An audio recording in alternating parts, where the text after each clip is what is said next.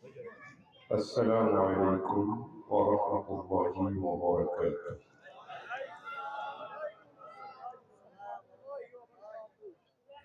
بسم الله والحمد لله والصلاة والسلام على رسول الله. أما بعد فقد قال الله تبارك وتعالى في كلامه المجيد وفرقانه الحميد: أعوذ بالله من الشيطان الرجيم. بسم الله الرحمن الرحيم. إذا زلزلت الأرض زلزالها وأخرجت الأرض أثقالها وقال الإنسان ما لها يومئذ تحدث أخبارها بأن ربك أوحى لها يومئذ يصدر الناس أشتاتا ليروا أعمالهم فمن يعمل مثقال ذرة خيرا يره ومن يعمل مثقال ذرة شرا يره. صدق يا رب العالمين وصدق رسولك النبي الكريم، ونحن على ذلك لمن الشاهدين والشاكرين والذاكرين، والحمد لله رب العالمين. وقال تعالى في شان حبيبه آية مخبرا وآمرا: إن الله وملائكته يصلون على النبي يا أيها الذين آمنوا صلوا عليه وسلموا تسليما.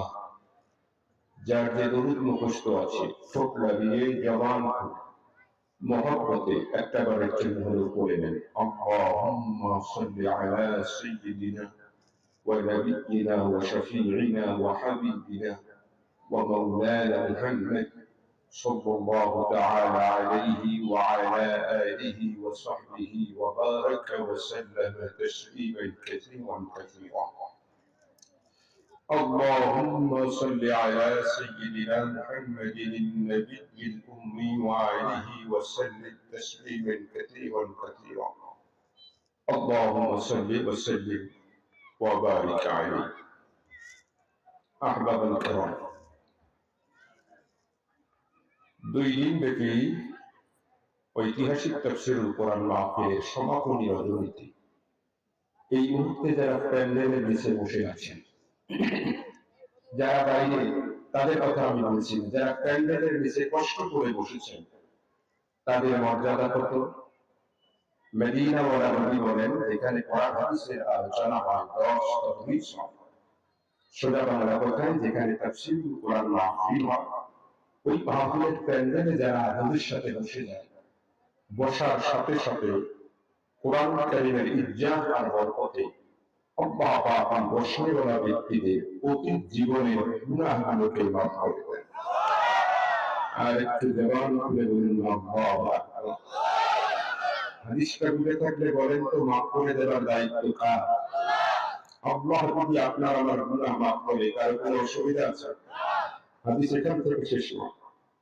চায়ের দোকান আড্ডা না দিয়ে, ব্যাংকা ঘোরাফেরা না করে, হারামের বিছানাকে হারাম করে যারা এই কোরআনের মাহফিলে বসেছে, শুধু তাদের গুনাহ মাফ হয়নি, মদিনাওয়ালা নবী বলেন আল্লাহ পাক করেন উত্তম খালিক, আল্লাহ পাক করেন উত্তম মালিক, আল্লাহ পাক করেন নি'মা আজরুল আমিলিন, উত্তম প্রতিদানদাতা। যেহেতু আল্লাহ উত্তম খালিক, উত্তম মালিক, উত্তম প্রতিদানদাতা, সেহেতু আল্লাহ পাক মুনাফ দিতে ভালোবাসেন। মদিনাওয়ালা নবী বলেন, এই মাহফিলে আখিরি মুনাজাত পর্যন্ত যারা আরামের সাথে বসে থাকবেন, আল্লাহ পাক তার আব্বা আম্মা, দাদা দাদি, নানা নানি, আত্মীয় স্বজন, আপনজন যারা কবরে চলে গেছে, বোনাস হিসাবে আল্লাহ পাক তাদের 40 দিনের কবরের আযাবকে মাফ করে দেবেন। আর একটু জোরে বলুন আল্লাহু আকবার। উপস্থিত তাওহীদি জনতাকে জিজ্ঞেস করতে চাই, যেই মাহফিলে বসলে নিজের গুনাহ মাফ হয়, পূর্ববর্তীদের 40 দিনের কবরের আযাব সাফ হয়, সেই উত্তম মহত্তম মর্যাদার বর্তমান মাহফিলে আপনার নতুন গুনাহগার পাপাচারকে আসবা বুঝবা কত সুন্দর এবং শোনাবার তৌফিক দিয়েছেন কে? জবান করে বলতে হবে কে দিয়েছেন? যে আল্লাহ পাক এত বড় মহান নিয়ামতের বাড়িদারে আপনাকে আমাকে শিক্ষা করলেন। আসুন সেই মহান মহিবের দরবারে খুশির বহিঃপ্রকাশ স্বরূপ নিবৃত করলে এই জান্নাতি সামিয়ানা ভেদ করে শুকরিয়ার কালিমা আল্লাহ পাকের আরশে আজিমের কোলায় পৌঁছে দিই। জবান খুলে অন্তর খুলে একসাথে সমস্যায় সবাই মিলে পড়ছি আলহামদুলিল্লাহ। নবী করিম সাল্লাল্লাহু আলাইহি ওয়াসাল্লামের আইন সংগ্রহে রওয়ায়ে আতহারে হৃদয়ের সবটুকু মহব্বতকে উজাড় করে দিয়ে একটা বরের জন্য হলেও দরুদ ও সালাম পেশের মাধ্যমে আজকে সমাপনী রজনীর সমাপনী দিবসের তফসির শুরু করছি। সবাই মিলে পড়ছি সাল্লাল্লাহু আলাইহি ওয়াসাল্লাম। সম্মানিত হাজিরিন, আমি কর্তৃপক্ষ বিশেষ করে অন্নদানগর নুরানি হাফিজিয়া মাদ্রাসা মসজিদ উন্নয়ন ও হাফেজ ছাত্রদের পাগড়ি প্রদান উপলক্ষে আয়োজিত আজকের এই ঐতিহাসিক তাফসীরুল কোরআন মাহফিলের কমিটির প্রত্যেকটি সদস্যকে অন্তরের অন্তঃস্থল থেকে মোবারকবাদ জানাই যে তারা আজকের এই মাহফিলের শিরোনাম দিয়েছেন তাফসীরুল কোরআন মাহফিল। আমরা অনেক অনুষ্ঠানের মধ্যে দেখি আজিমুস শান ওয়াজ মাহফিল। ওয়াজ মাহফিল আর তাফসীরুল কোরআন মাহফিল এই দুই মাহফিলের মধ্যে কিছু পার্থক্য আছে। তার মধ্যে অন্যতম পার্থক্য হলো ওয়াজ মাহফিল মানে বক্তা মঞ্চে উঠে কখনো নামাজের বয়ান, কখনো রোজার বয়ান, কখনো হজের বয়ান, কখনো যাকাতের বয়ান, কখনো পিতামাতার হক, কখনো পাড়াপড়শির হক, কখনো গান, কখনো গজল, কখনো হাসা, কখনো কাদা, মনে যা চায় মুখে যা আসে আনলিমিটেড ভাবে বলতে থাকে। পরিভাষায় একে ওয়াজ মাহফিল বলা হয়। পক্ষান্তরে তাফসীরুল কোরআন মাহফিল এই শব্দটি লিখলে আপনার মনে যা আসবে মুখে যা চাবে, মনে যা চাবে মুখে যা আসবে আপনি তা বলতে পারবেন না। আপনি যে আয়াত বা যে সূরা তেলাওয়াত করেছেন তাফসীরের জন্য শুরু থেকে শেষ পর্যন্ত সেই আয়াত বা সূরাকে আবর্তন করে আপনাকে কথা বলতে হবে, এর বাইরে যাওয়ার কোনো সুযোগ নেই। এই হলো ওয়াজ মাহফিল আর তাফসীর মাহফিলের মধ্যে মৌলিক পার্থক্যের অন্যতম পার্থক্য। এবার যদি বুঝে থাকেন জবান খুলে একটু জবাব দেবেন, বলেন তো এই যদি হয় ওয়াজ মাহফিল আর তাফসীর মাহফিলের মধ্যে পার্থক্য, তাহলে বলেন তো ওয়াজ মাহফিল করা সহজ না তাফসীরুল কোরআন মাহফিল করা সহজ? সবাই বলেন কোন মাহফিল? ওয়াজ মাহফিল করা সহজ। তাফসীরুল কোরআন মাহফিল এটা কঠিন সাধ্য একটা বিষয়। সেই কঠিন বিষয়টাকে আমার মতন গুনাহগার নগণ্য একজন ব্যক্তিকে প্রধান বক্তা বানাইয়া আমার কান্দে উঠাইয়া দিয়েছে। কোরআন থেকে তাফসীর করবার কোনো যোগ্যতা আমার নেই, তবে আমার একটাই আর বিশ্বাস হলো এই, আপনাদের মতন কোরআন প্রেমিক তাওহীদি জনতা, বিশেষ করে এখানের সমবেত উলামায়ে হযরত যদি একটি প্রাণ খুলে দোয়া করে দেন আর মুহাম্মদ সাল্লাল্লাহু আলাইহি গোলাম অদম অযোগ্য নানায়ে পাপাচারকে যদি কবুল করে, তবে তেলাওয়াতকৃত সূরাটি নির্ভরযোগ্য মুফাসসির ইকরামদের বক্তব্যের নিরিখে তাফসীরের আলোকে আপনাদের সামনে নির্ধারিত টাইমের ভিতরে উপস্থাপন করবার এক নিরন্তর প্রয়াস আমি চালাবো। একটু দোয়া করে দেন, আল্লাহ পাক যেন তৌফিক দান করে, বলেন আমিন। তাফসীর করবার আগে একটি হাদিস স্মরণ করে দেয়া খুব জরুরি মনে করছি। পৃথিবীর বিখ্যাত ইলমি কিতাব ইহইয়া উলুমুদ্দিন লিখেছেন আল্লামা ইমাম গাযালি আলাইহি রাহমাতুল্লাহ। এই বিখ্যাত কিতাবের মধ্যে একটি অধ্যায় আছে, চ্যাপ্টার আছে, পরিচ্ছেদ আছে, আদাবুল মাজলিস। এই চ্যাপ্টার ভিতরে এই মারফু সনদে একটি হাদিস নিয়ে এসেছেন। মদিনাওয়ালা নবী বলেন, যেখানে কোরআন হাদিসের আলোচনা হয় ওই মাজলিসে যারা বসে, যাদের সামনে ফাঁকা জায়গা থাকে, এই ফাঁকা জায়গাগুলোতে ইবলিস আর তার দল দল বসে থাকে। হাদিসটা বুঝে থাকলে বলুন তো, আমার আপনার কলিজার টুকরা নবী পয়গম্বরে আর জীবনে মিথ্যা কথা বলেছেন? সবাইকে বলতে হবে, বলেছেন? মিথ্যা তথ্য দিয়েছেন? আর সাদিক ওয়াল মাসদুক, মহাসত্যবাদী নবীর ভাষায় ফাঁকা জায়গাগুলোতে কে বসে আছে বলেন? এই কথা বলে না কে? শয়তান আপনার আমার বন্ধু না শত্রু? শত্রুকে মাঝে রেখে কোরআন হাদিসের আলোচনা শুনে লাভবান হওয়া যাবে?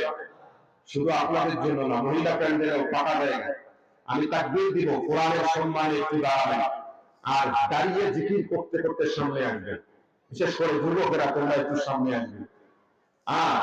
আল্লাহ ওয়াক্তে সবাই কোরআনের সম্মানে একটু দাঁড়িয়ে যান। সবাই দাঁড়ান, লিল্লাহি তাকবীর। সবাই দাঁড়ান, লিল্লাহি তাকবীর। একটু জিকির করতে করতে সামনে আসেন, সবাই মেহরবানি করে সামনে আসেন।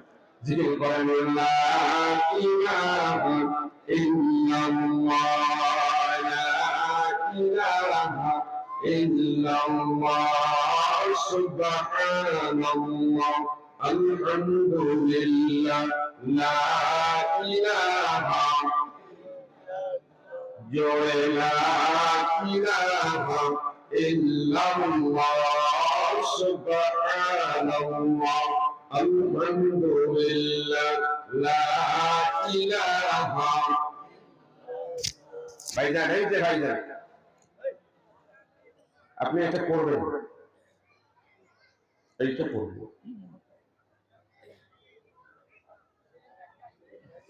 না, লাইভ থাকলেও আপনি আমাকে লাইভ থাকবেন।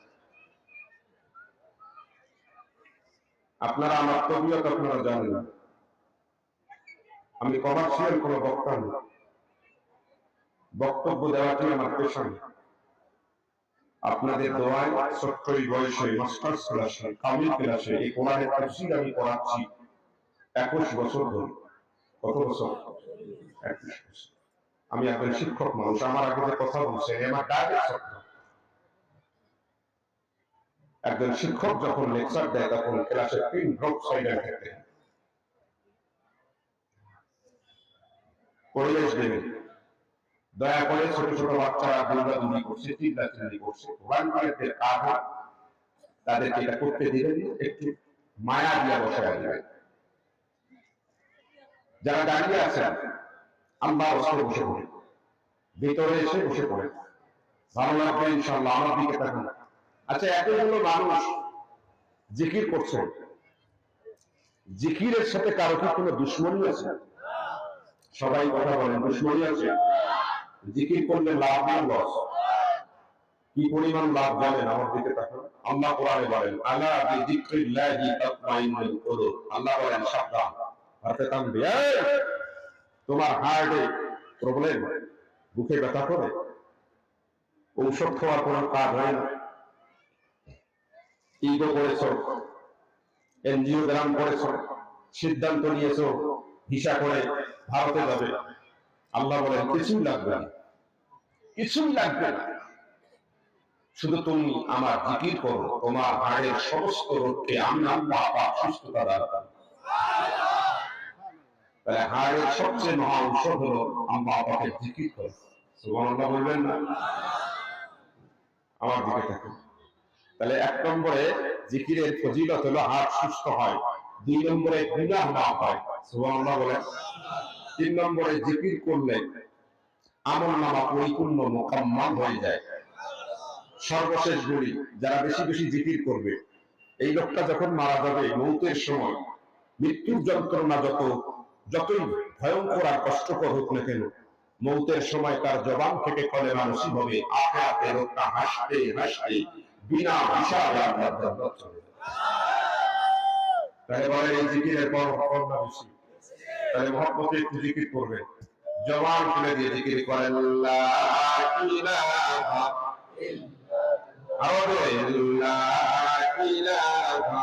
ইল্লাল্লাহ, সুবহানাল্লাহ, আলহামদুলিল্লাহ, লা ইলাহা সুবহানাল্লাহ, আলহামদুলিল্লাহ, লা ইলাহা লা ইলাহা ইল্লাল্লাহ,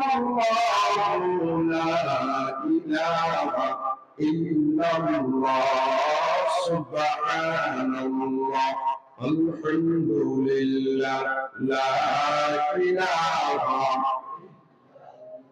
লা ইলাহা ইল্লাল্লাহ মুহাম্মাদুর রাসূলুল্লাহ সাল্লাল্লাহু আলাইহি ওয়াসাল্লাম। সম্মানিত হাজিরিন, আমি আপনাদের সামনে নিখুঁত নির্ভুল পরিমল জীবন বিধান, বিশ্বের সেরা বিশ্ব, মহাজাগতিক মহাবিশ্ব, মানব জাতির একমাত্র এবং চূড়ান্ত কনস্টিটিউশন সংবিধান আল কোরআনুল কারীমের 114টি সূরার মধ্য থেকে 99 নম্বর সূরা সূরাতুল জিলজালের 8টা আয়াত তেলাওয়াত করেছি তাফসীর করবার জন্য। সূরাটার নাম হলো সূরাতুল জিলজাল, কোরআনুল কারীমের 99 নম্বর সূরা। সূরাটিতে আয়াত আছে 8টি, রুকু আছে 1টি, সূরাটিতে শব্দ আছে 36টি, বর্ণ আছে 156টি। মাশহুর উলামায়ে কেরামের মধ্যে এই সূরাটা নাযিল হয়েছে মদিনায়। চিৎকার মেরে বলুন আল্লাহু আকবার। তাফসীর শুরু হয়ে গেছে। তো তাফসীর এর কিছু নিয়ম নীতি আছে, আমার দিকে তাকান, আপনাদের দোয়ায়। মাস্টার্স ক্লাসে, কামিল ক্লাসের 2য় বর্ষে আমি একটা কিতাব পড়াচ্ছি প্রায় 1 বছর ধরে। কিতাবটার নাম হলো আত-তাফসীর ওয়াল মুফাসসিরুন। যিনি লিখেছেন তিনি হলেন মিশরের ওয়াকফ বোর্ডের একজন মন্ত্রী। সুবহানাল্লাহ বলবেন না? একজন মন্ত্রী উসুলে তাফসীরের কিতাব লিখছে। অন্য দেশের মন্ত্রীরা তাফসীরের কিতাব লেখে, আর আমাদের দেশের মন্ত্রীরা গাঞ্জা খেয়ে তাল পায়। কথা বলেন না কেন? কথা শোনা যাচ্ছে আমার দিকে। উনি লিখছেন কি জানেন? একটা মেয়ে বিয়ে না করে যদি সওয়াল জন্ম দেয়, আমি কিন্তু আজকে রংপুরি ভাষায় কথা বলবো, অসুবিধা আছে আপনাদের? একটা মেয়ে বিয়ে না করে যদি সওয়াল জন্ম দেয়, বলুন তো সমাজ এবং ধর্মের দৃষ্টিতে এই সন্তান বা এই সওয়ালটাকে বৈধ বলা হবে না অবৈধ বলা হবে? আমাদের রংপুরি ভাষায় বলেন জান্নার সওয়াল, নাকি বলেন আপনারা?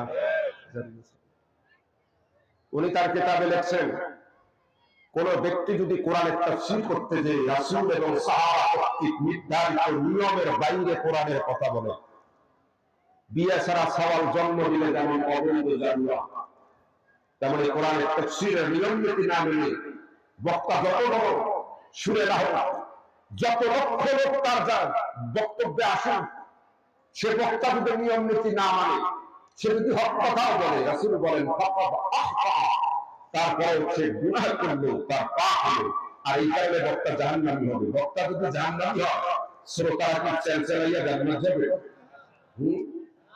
আমাদের বাংলাদেশে তাফসীর মাহফিলের নামে তাফারুল মাহফিল চলতেছে এই দাবির বেশি।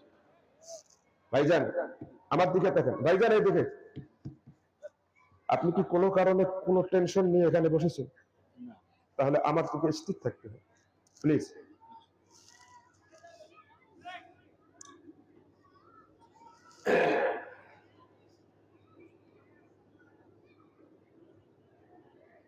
বাংলাদেশের যে মাহফিলগুলো হচ্ছে তাফসীর মাহফিল, একটু পিছান আপনি, একটু পিছান। কোরআন শরীফের ভাষা বাংলাদেশের অধিকাংশ তাফসীর মাহফিলগুলো তাফসীর মাহফিল না, এগুলো তাফালিল মাহফিল। মাইন্ড করবেন না, আমার কথাগুলো শুনতে হবে আপনাদের, ভালো করে শুনুন। কেমনে 15-16 বছর বক্তা কোরআন হাদিসের কথা ভালো মতো বলতে পারে নাই? কেন পারে নাই? ফ্যাসিস্ট রেজিম ছিল। যদিও মাহফিল হতো, সভাপতি ছিল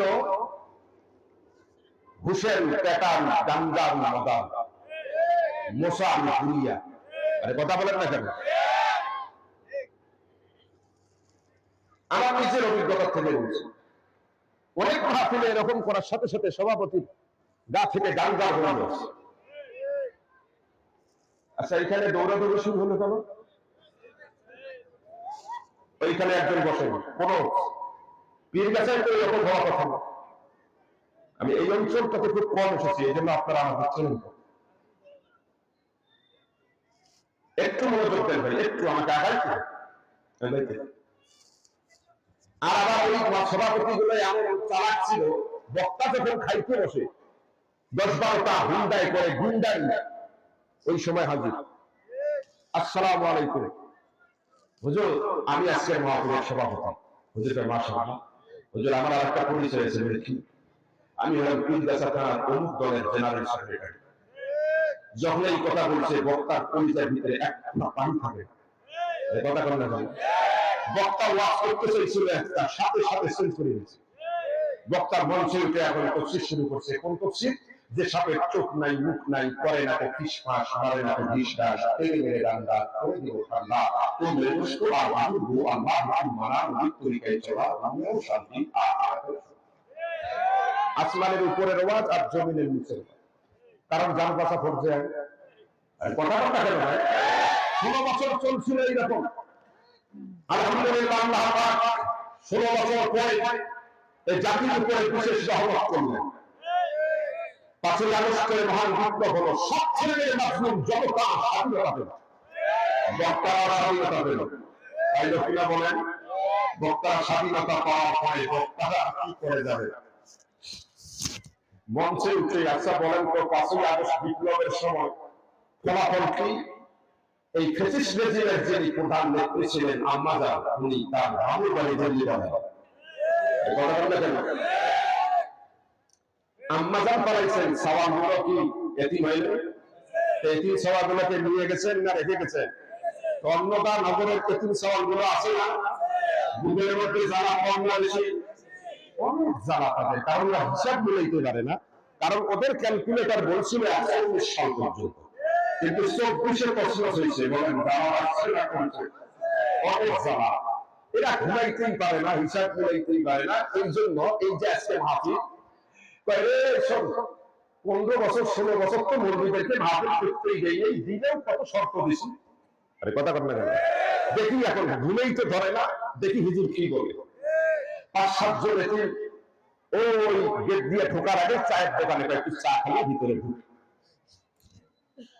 যখনই ঢুকবে চা খাওয়ার জন্য বসছে, বক্তা এসে স্বাধীনতার নামে উঠে 180 লাইন থেকে যে আম্মা জান মামুর বাড়ি বাড়াইছে তার 14 গোষ্ঠীকে নিয়ে গালাগালি শুরু করছে। আরে কথা বলে না কেন ভাই? বাংলাদেশের মাহফিল গুলো কি হচ্ছে এখন? মাহফিল প্রচুর হচ্ছে, জনসমাবেশ কম কেন? কয় হুজুর কি যাবো হুজুর, সব হুজুর একে কথা কয় হুজুর, খালি গেলে। আরে কথা বলে না কেন? বিবেক দিয়ে চিন্তা করো, তোমাকে কে গালি করে বলেছে? একজন দায়ী কিভাবে কথা বলবেন আল্লাহ কোরআনে বলেছেন, উদউ ইলা সাবিলি রাব্বিকা বিল হিকমা ওয়াল মাউইজাতিল হাসানা ওয়াজাদিলহুম বিল্লাতি হিয়া আহসান। আল্লাহু আকবার বলেন। আল্লাহ বলেন ইসলাম বিরোধী যুদ্ধবাদীর সাথে করে মুজাদালা করো, মুবাহারা করো, তর্ক করো, জানাজানি করো। কিভাবে? বিল্লাতি হিয়া আহসান। ভালো করে শুনুন আলেম যারা আছেন, হিয়া আহসান, হিয়া আহসান সুপারলেটিভ ডিগ্রি, इसमें तफसीलें শিখা। তার মানে আল্লাহ জান বৃদ্ধ বাড়ির সাথে এমন ভাবে কথা বলতে হবে যাতে তোমার তর্কের ভাষার মধ্যেও মায়া থাকে, দয়া থাকে, স্নেহ থাকে। তুমি তাদের সাথে তর্ক করলে তোমার নরমিয়াতে প্রতিভা আসবে, যেন তারা ওই ফ্যাসিস্ট রেজিমের দল প্রতিদিন তারাকে দল দিয়া ইসলাম দলে সামিল হয়ে যেতে পারতে হয়। কথা বলেন ঠিক না? এটা একটা দায়ীর গুণ। কি ভাই কি সমস্যা? আস্তে আস্তে কথা বল।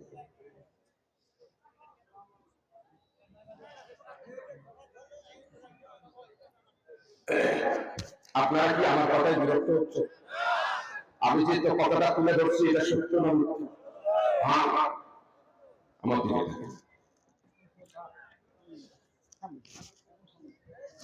কোরআন হাদিসের কথা বলতে গেলে আপনাকে হিকমা অবলম্বন করতে হবে।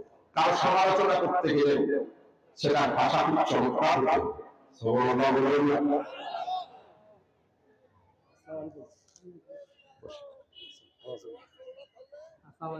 এলমের মজলিসে সালাম দেওয়া যায়, এটা জেনে রাখবেন। কোন জায়গায় সালাম দেওয়া যায়? কয়েকটা জায়গায়, তার মধ্যে যেখানে দর্স হয় কোরআন সেখানে সালাম দেওয়া যায়। আমার কি কথা? 2 নম্বরে কি সরকার চলতেছে এখন? তো দাদাগানি চলে কিছু বক্তা, আর কিছু বক্তা করে কি জানেন ভাই? 16-17 বছরে কিছু বক্তা জেলে গেছিলেন। কথা হয় না? আচ্ছা, যারা জেলে গেছে তাদের প্রতি মায়া বাড়ছে না কমছে? জনগণের মায়া বাড়ে না? সিম দিতে পারে না, এদের জনপ্রিয়তা কমছে না বাড়ছে? অনেক বেড়ে গেছে আমার কারণে। এই বক্তারা এমন চান হয়েছে বাবা, এরা দিনে রাতে মিলে 4টে মাহফিল, কয়টা? সকালবেলার মাহফিলে 80 লাখ, জহরের মাহফিলে 1 লাখ, আসর থেকে মাগরিবের মাহফিলে 1.5 লাখ, এসব থেকে রাত 12টার মাহফিলে 2 লাখ। আর এটা এত জনপ্রিয়, খালি একবার মাইকিং করলে লাখ লাখ লাখ দৌড়ায়। যাইব হুজুরটাকে জেলে নিয়ে যায়, কি করলো, সুন্দর আলোচনা শুনে আসি, কিন্তু লাখ লাখ জনগণ একটু শুনে যাবেন 15-20 মিনিট ওই 25 রমজানকে গালাগালি করে, আর 40 মিনিট জেলের বাচ্চা কাহিনী বলিয়া 1-2 লাখ টাকা মারি হারা চলে যাবে। কথা বলা টাকা নেবে চলবে, এটাই নাম হলো তাফসীরের নামে কথা না। কথা বলেন না কেন? এখন তো বলতেছেন ঠিক, কিন্তু দৌড়াও তো ওইদিকে। তাফসীর করার নিয়ম নীতি কি একটু শুনে রাখুন। তাফসীরের 1 নম্বরের নিয়ম হলো, আপনি যে আয়াত বা সূরা তেলাওয়াত করবেন, শানে নজুল যদি থাকে, মাসবি তার শানে নজুল বলতে হবে। কোন কারণে আয়াত নাযিল হলো, কোন কারণে সূরা নাযিল হলো, এই কারণকে ওই আয়াত বা সূরার শানে নজুল বলা হয়। সুবহানাল্লাহ বলেন। তাহলে এখন আপনারা বলতে পারেন যে মারাত্মক কঠিন কথা বললেন, তাহলে আপনি যে সূরা তাফসীর করবেন তার শানে নজুল কি? না, শানে নজুল আছে। লুবাবুল কুল ফি আসবাবিল নজুল লিখেছেন আল্লামা জালালউদ্দিন সুয়ুতী শাফিঈ রাহিমাহুল্লাহ। ইনি এমন একজন আল্লাহর ওলি ছিলেন, আশিকে রাসূল ছিলেন। উনি ওনার জীবনীতে লিখেছেন, আমার দিকে তাকান, আত্মজীবনীতে উনি লিখেছেন যে আমি ঘুরে ঘুরে না, স্বপ্ন ভেবেও না, আমি জাগ্রত অবস্থায় মুরাকাবা হালতে আমার মদিনা ওয়ালা নবীকে 70 বারের বেশি দেখেছি। হুয়া সাহিবুল কাশফে, আশিকে রাসূল ছিলেন। উনি লেখেন, আপনার আমার কলিজার টুকরা নবী পয়গম্বরে আলম মক্কা থেকে মদিনায় হিজরতে 2 বছর পর, বলেন তো কয় বছর? 2 বছর পর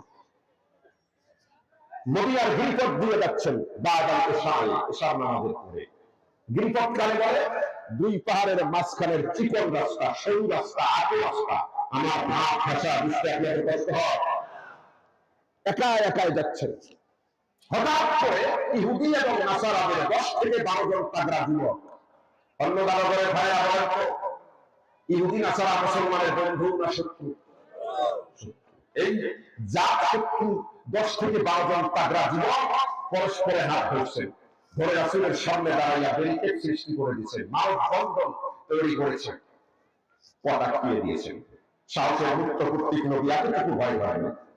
আমার নবী বলছেন, লেমা সাদাকুম ইয়া মাশাআশ শাবাব মিনাল ইয়াহুদি ওয়ান নাসারা, এই ইহুদি নাসারার যুবকেরা, কেন আমার পথ আটকাইছো? পথ ছেড়ে দাও।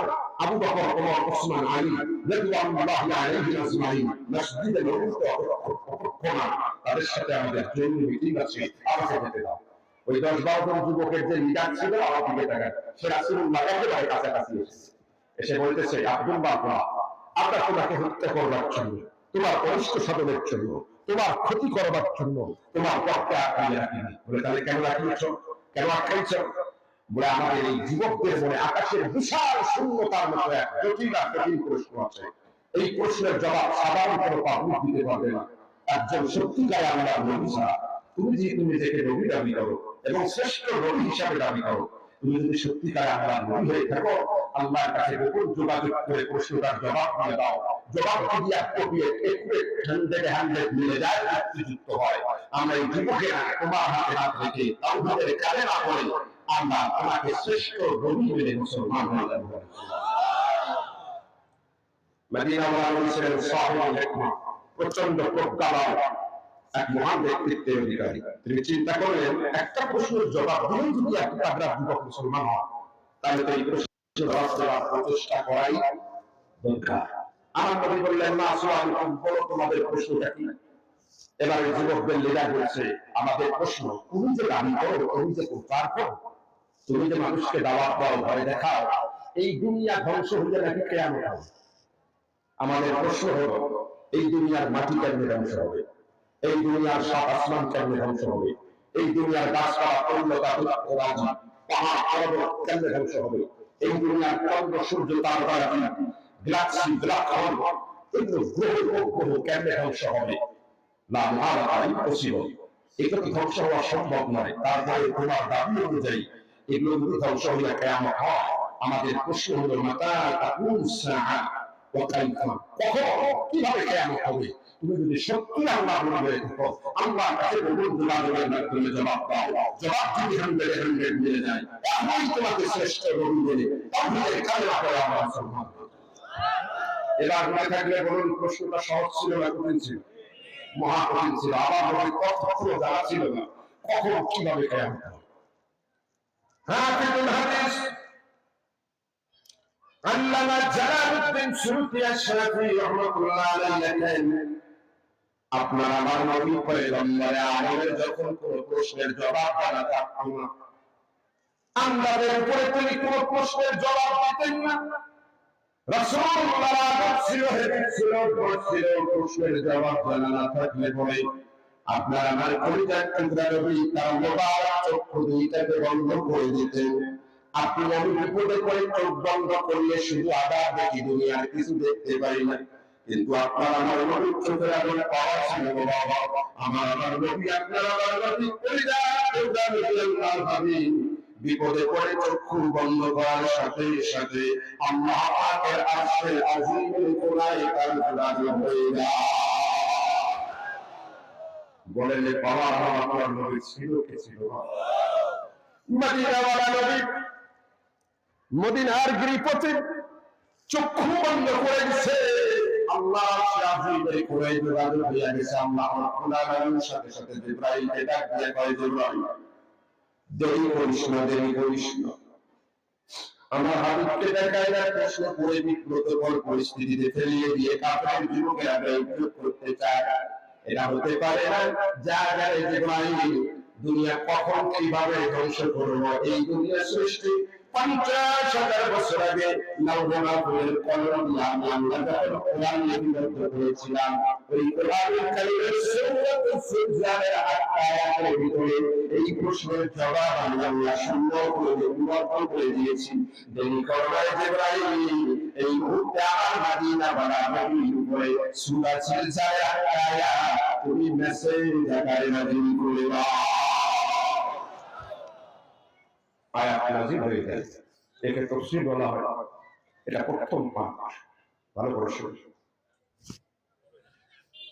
আল্লাহ নবী চক্ষু বন্ধ করে আসছেন, আর জিবরাইল আল্লাহর পক্ষ থেকে এই সূরা জিলজাল নিয়ে আসছেন। রাসূল বলেন, এই সূরা জিলজালের আয়াত যারা মুখস্থ করবে এবং যারা বুঝবে, এই অনুযায়ী নিজেকে সাজাবে, কিয়ামতের ময়দানে, হাসরের ময়দানে তার হিসাব হবে।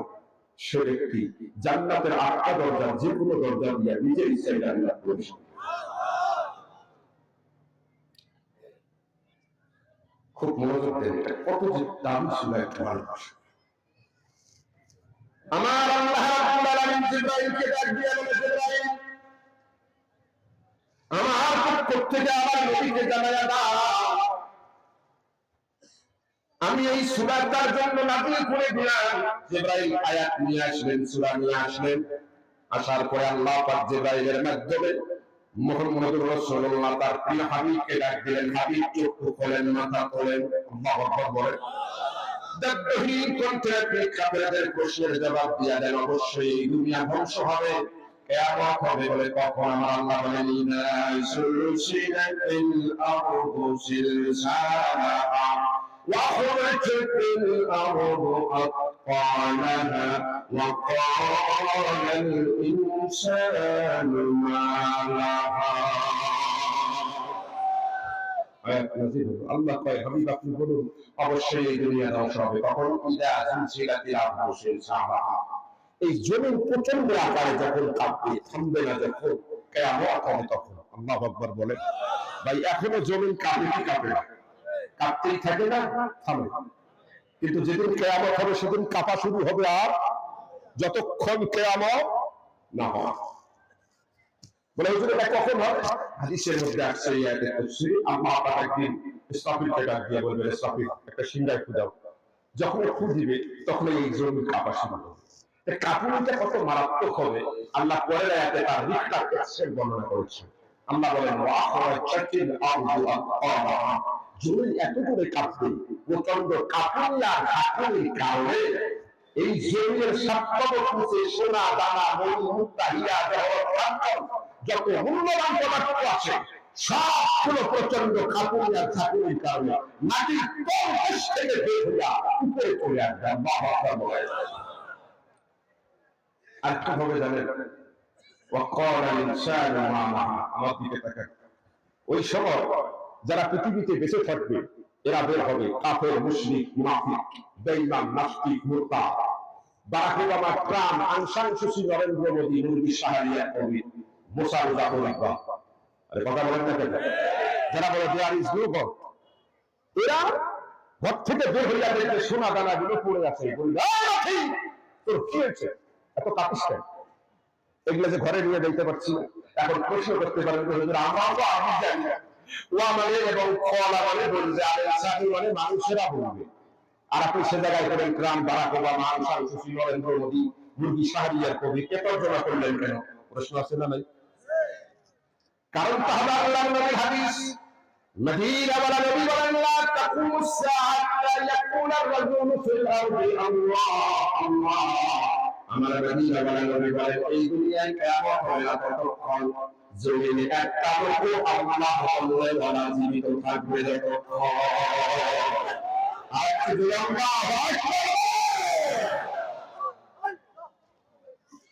তাহলে কি বোঝা গেল এই হাদিস দিয়ে? আমার দিকে তাকান। এই জমিন টিকে আছে, আল্লাহ ওয়ালা পৃথিবীতে আছে। আরে কথা বলেন না কেন? অথচ 15-16 বছর আমরা কি শুনছিলাম? দেশবাসী আমরা মুসলিম উন্নয়নের মহাসড়ক পেরিয়ে গিয়েছি, কিন্তু ধর্মান্ধ মৌলবাদ, প্রতিক্রিয়াশীল, পশ্চাত্যবাদী এরা দেশটাকে পিছনে ফেলিয়ে দিতে চায়। এই মৌলবাদীরা যদি না থাকতো দেশ অনেক আগে আমেরিকার চেয়ে উন্নতি সাধন করত। মানে ওরা মনে করছে এই দেশের উন্নয়নের বাধা হলো মোল্লারা, কিন্তু ওই বেদুদের জাতেরা জানে না ওরা যা কিছু কামিয়েছে ওই তো অবৈধ বিদেশে পাচার করছে। এক সেকেন্ড আল্লাহ টাইম দিত না, বুঝলি মোল্লা মোলামি দাঁড়িয়ে কথা বলে। তাহলে এই দুনিয়া টিকে আছে মোল্লা মৌলবীদের কারণে, অথচ ওই মোল্লা বিরোধী মানুষের অভাব নাই। যার জন্য খাইলা ছিন্নি সেই মোল্লা চলবি না। আরে কথা বল না কেন? এই জন্য ইমাম কুরতুবী আলাইহির রহমাতুল্লাহ এই আয়াতের তরজমা কি করছেন? আমার দিকে তাকান। ওয়াকাল ইনসান ইয়ানি ওয়াকাল কাফির। আল ইনসান মানে মানুষেরা, সব মানুষেরা। আল ইনসানের আলিফ লামটা হলো আলিফ লামের ইস্তিগরাকি নয়, আলিফ লামের জিনসি। সব মানুষ পৃথিবীতে থাকলে কিয়ামত হবে না, শুধু কাফের মুশরিক বেঈমান থাকলেই কিয়ামত হবে। এই জন্য এখানে ইনসানের জায়গায় কাফের শব্দ দিয়ে তরজমা করা হয়ে গিয়েছে। আরবি গ্রামার না জানলে মুফাসসির হওয়া যায়। আর এখন ঘরে ঘরে মুফাসসির, দয়াল বাবা কেবেলা কাবা আল্লাহর নবী ও নবী গো কই মারাত্মক হুজুর কিয়ামত হবে। আমি বারবার বলছি বাংলাদেশের তাফসীর মাহফিলের নামে কখনই মাহফিল চলছে, ভালো করে শুনুন। এই তিনটা আয়াতের ব্যাখ্যা 3 ঘন্টাও শেষ হবে না, তুমি 5 মিনিটের ভিতরে আমি লক্ষাংশ কথা আপনাদের তুলে ধরছি। বলে জমি এত জোরে কাঁপবে, প্রচন্ড কাঁপুনি আর ঝাঁকুনির কারণে সাত আসমানে থাকতে পারবে না, ভেঙে জমিয়ে পড়বে। আল্লাহু বলেন, কথা বুঝি বোঝেন নাই? কাঁপবে জমি, ভাঙবে কি আসমান। এটা কত ভয়ঙ্কর আপনারা জানেন না? কুরআনুল কারীমের ভিতরে সবচেয়ে সহজ আয়াত হলো লা ইলাহা ইল্লাল্লাহ, আর সবচেয়ে ভয়ঙ্কর আয়াত এই সূরার মধ্যে আছে। আমি সেই সূরাই তেলাওয়াত করছি। সুবহানাল্লাহ বলেন। এই সূরা যখন রাসূলের উপরে নাযিল হয়েছে, আপনার আমার রাসূলের জান্নাতি নূরানি চেহারাটা নীল হয়ে গিয়েছে। সিদ্দিক আকবর আবু বকর সিদ্দিক রাদিয়াল্লাহু তাআলা তার জীবদ্দশায় এই সূরা শুরু থেকে শেষ পর্যন্ত কোন দিন তেলাওয়াত করে শেষ করতে পারে না, যেমন শেষ করে দিয়েছে। আল্লাহু আকবার বলেন। তাহলে কি আছে এখানে একটু তাফসীরে বোঝেন। কাঁপবে জমি, ভাঙবে কি? আল্লাহু আকবার বলতে ইচ্ছে করে না, বলেন এই শক্তি আমার আছে না নাই? কাঁপবে জমি, ভাঙবে আসমান। সর্বশেষ অনেক কথা, সর্বশেষ এই দুনিয়া 13 লক্ষ গুণ বড় সূর্য। বলেন এই দুনিয়ার কত লক্ষ গুণ বড় সূর্য? 13 বড় সূর্য প্রচন্ড কাপড়িয়ার ঝাঁকুনির কারণে আসমানে থাকতে পারবে না, ভেঙে জমিনে পড়ার সাথে সাথে এই দুনিয়ার সব জীব জানোয়ার কুল কায়নাত মৃত্যুবরণ করবে, কিয়ামত হবে। আর কিয়ামত হওয়ার পরে এই দুনিয়ার মাটিগুলো তামা হয়ে যাবে। মাটি যখন তামা হবে, আল্লাহ নবী বলেন তখন এই জমিনে 40,000 বছর বৃষ্টি হতে থাকে। সুবহানাল্লাহ। পাইলা কত হাজার বছর বৃষ্টি হবে? 40,000 বছর কেন বৃষ্টি হবে? সাহাবারা জিজ্ঞেস করলেন, হুজুর 40,000 বছর কেন বৃষ্টি হবে? আমার নবী বলেন এই 40,000 বছরে দুনিয়ার যত জীব জানোয়ার মারা গেছে ওদের গলে যাওয়া পচে যাওয়া লাশগুলোকে আল্লাহ পাক আবার নতুন করে তৈরি করবে। আমি শাইখুল ইসলাম মারা যাব, আমার হাড্ডি হুড্ডি অস্থি মজ্জা সব মাটির সাথে মিশে যাবে। এই 40,000 বছরে আল্লাহ পাক তার কুদরতে আসন দিয়া আমার যে বডিটা দেখছেন হুবহু ওই বডিটাই আবার তৈরি করবে। এই শক্তি আল্লাহর আছে না? 40,000 বছর পরে আল্লাহ পাক ইসরাফিলকে ডাক দিয়া বলবেন, ইসরাফিল আর একটা ফু দাও। এবার আপনাদের পরীক্ষা নেই, কেমন করছি শুনছেন বুঝছেন? বলেন তো এটা কয় নম্বরের ফুক? 2 নম্বর। বলেন কয় নম্বর? দুই নম্বরের ফুকটা যখন দিবে সব নতুন বডির ভিতরে আল্লাহ কুদরতে আগুন দিয়া রূহ ঢুকায়া দিবেন, জান ঢুকায়া দিবেন। সুবহানাল্লাহ। সবাই যখন জান পাবে, কুকুর কুকুরের সারিতে, শুকুর শুকুরের সারিতে, গাভী গাভীর সারিতে, গাধা গাধার সারিতে, সব পিঁপড়া পিঁপড়ার সারিতে, সবাই লাইন ধরে হাসরের ময়দানে উঠবে। ওরা কেন উঠবে সেটা ভিন্ন তফসিল, আমি সেদিকে যাবো না। মানুষগুলো তাদের স্বীয় কবর থেকে মাকবারা থেকে তারা এরকম করে হাসরের ময়দানে উঠবে। সবার অবস্থা কি হবে বলতে পারবো না, শুধু একটা কথা বলি, মানুষরা কিভাবে উঠবে তফসিলের মধ্যে আসছে আহওয়ালুহুম উরিয়ানা। প্রত্যেকটি মানুষ এই দ্বিতীয় ফুৎকার পাওয়ার পরে তাদের নিজের কবরের স্থান থেকে হাসরে উঠবে উলঙ্গ অবস্থায়, এক সুতা পরিমাণ কাপড় কারো পরনে থাকবে। একবার ভাবে, যত বড় নেতা হোক, নবী অলি গাউস কুতুব পীর পয়গম্বর বক্তা কথা সবাই উলঙ্গ হয়ে ওঠে। শুধু 2 জন মানুষের পরনে কাপড় থাকবে, একজন হলো জাতির পিতা ইব্রাহিম খলিলুল্লাহ, আর একজন হলেন আপনার আমার কলিজার টুকরা নবী মুহাম্মদুর রাসূলুল্লাহ।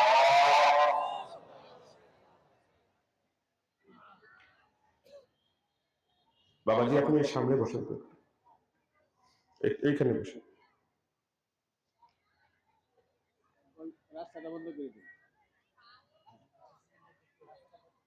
জায়গাটা বড় পিছলা,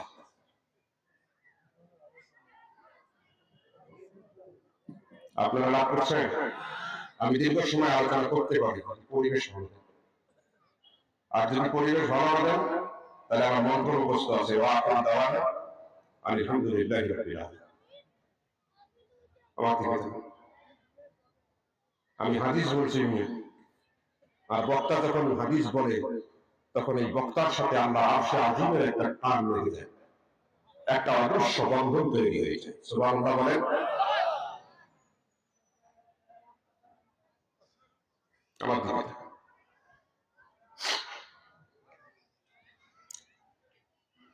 ইব্রাহিম আলাইহিস সালাম আর আপনার আমার নবীর পরনে কাপড় থাকবে, সবাই দেখবে, সবার মুখে এই যে মাথার উপরে সূর্য তাপ দেওয়ার কারণে মানুষের মাথার মগজগুলো মনের মতো, হাতের উতালের মতো টকবক টকবক করে ঘুরে ঘুরে চোখের ছিদ্র দিয়া, নাকের ছিদ্র দিয়া, কানের ছিদ্র দিয়া, মুখ দিয়া, পেশাব পায়খানার রাস্তা দিয়া দুর্গন্ধযুক্ত পুরুষ আকারে ঘুরে ঘুরে জমি করতে থাকে। মানুষের মুখে সবার একটা আওয়াজ থাকবে, ইয়া নাফসি ইয়া নাফসি ইয়া নাফসি। হায় হায় আমাদেরকে বাঁচান, আমাকে বাঁচান, আমাকে বাঁচান। কেবলমাত্র আপনার আপনার কলিজার টুকরা নবী পয়গম্বরে আলাম মাকামে মাহমুদে তার জান্নাতি মুস্তাকি আল্লাহ পাকের কুদরতি পায়ে ফেলিয়ে দিয়ে চোখের পানি সরিয়ে দিয়ে ডাকবেন, ইয়া হাব্বি উম্মতি ইয়া হাব্বি উম্মতি ইয়া হাব্বি উম্মতি। আল্লাহ আমারে না আমার উম্মত কোথায়, আমার উম্মতদেরকে তুমি বাঁচিয়ে দাও। নবী চিনি না আমরা ভালো করে বুঝি,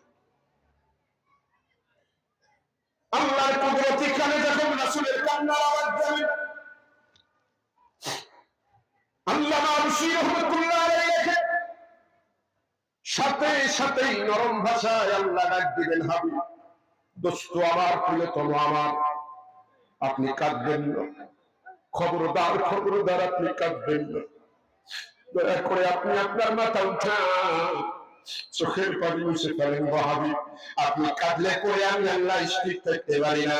ওগো আমার হাবিব মাথা উঠান, বলেন আপনি কি চান, আমি আল্লাহ তাই করতে রাজি আছি, তবু আপনার চোখের পানি সহ্য করতে আমি আল্লাহ রাজি না।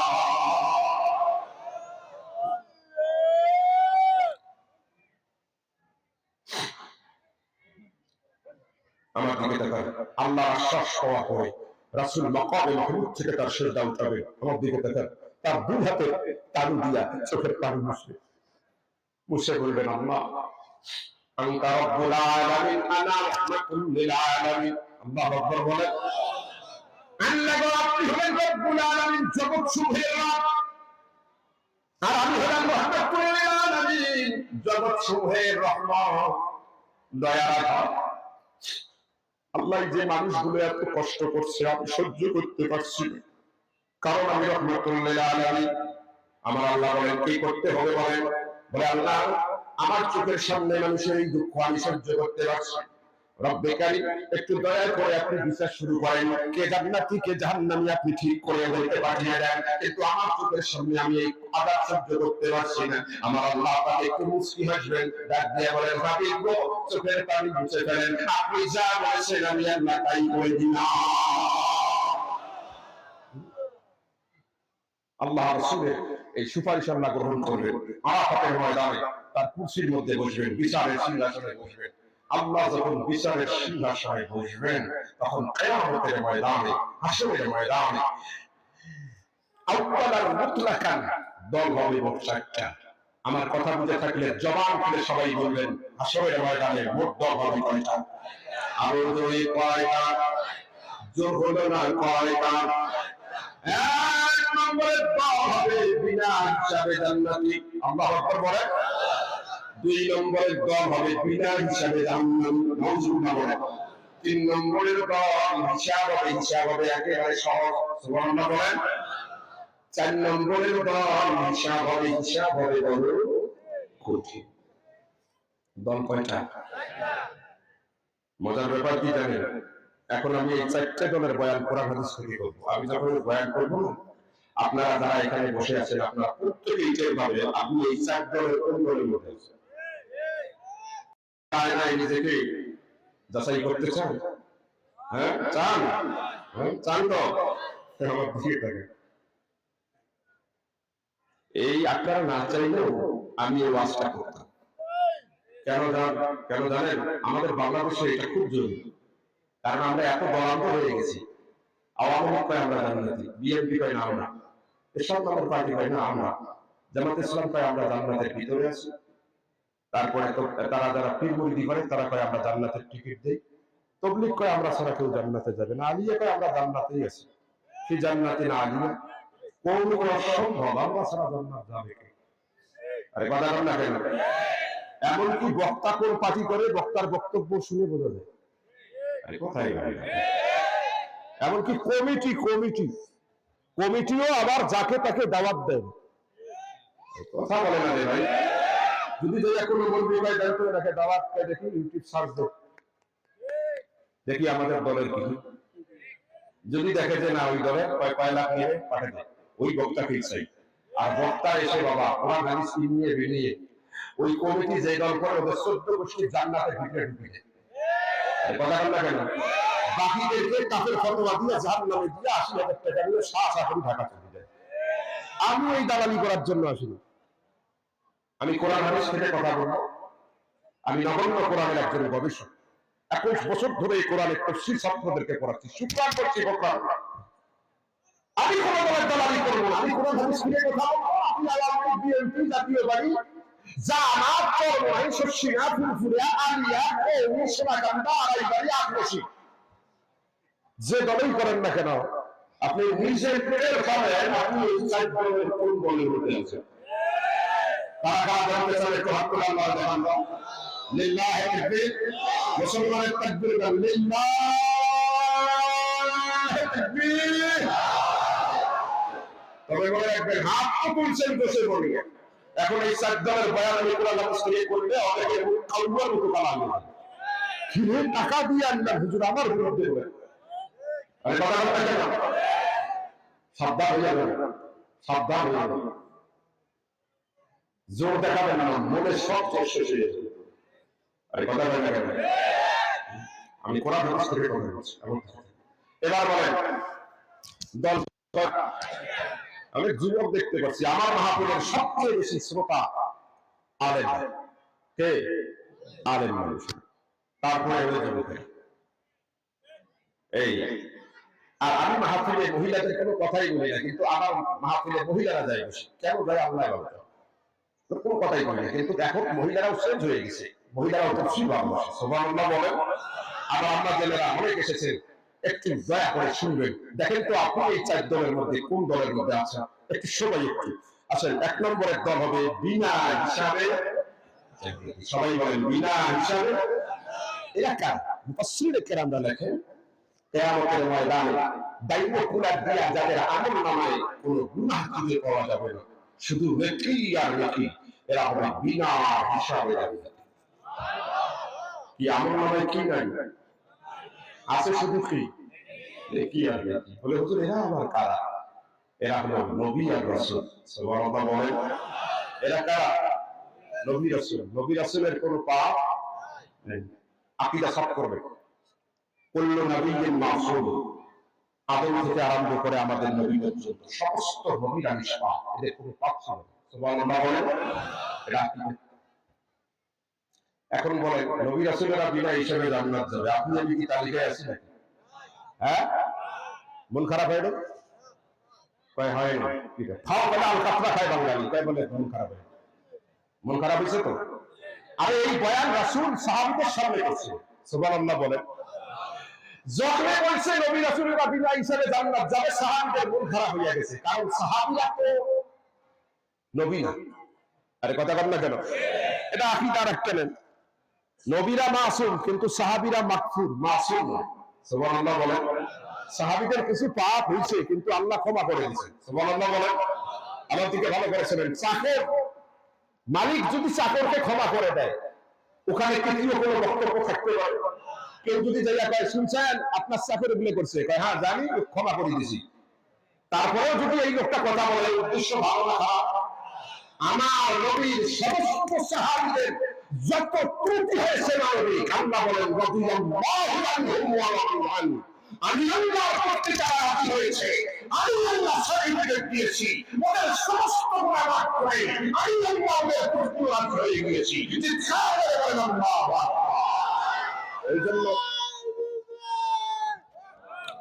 এই জন্য সাহাবীদের সমালোচনা যায় তুমি কত বড় পণ্ডিত হয়েছো তুমি কত বড় পণ্ডিত কেন তুমি সাহাবীদের ব্যাপারে কথা বলবে চুপ করে থাকবা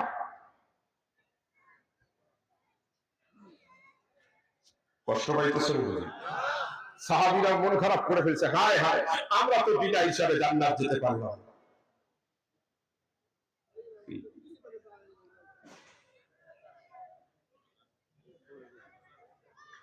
এতক্ষণ কই আছিলেন ভাই এতক্ষণ কোন জায়গায় আছেন এত দেরি করে আসলেন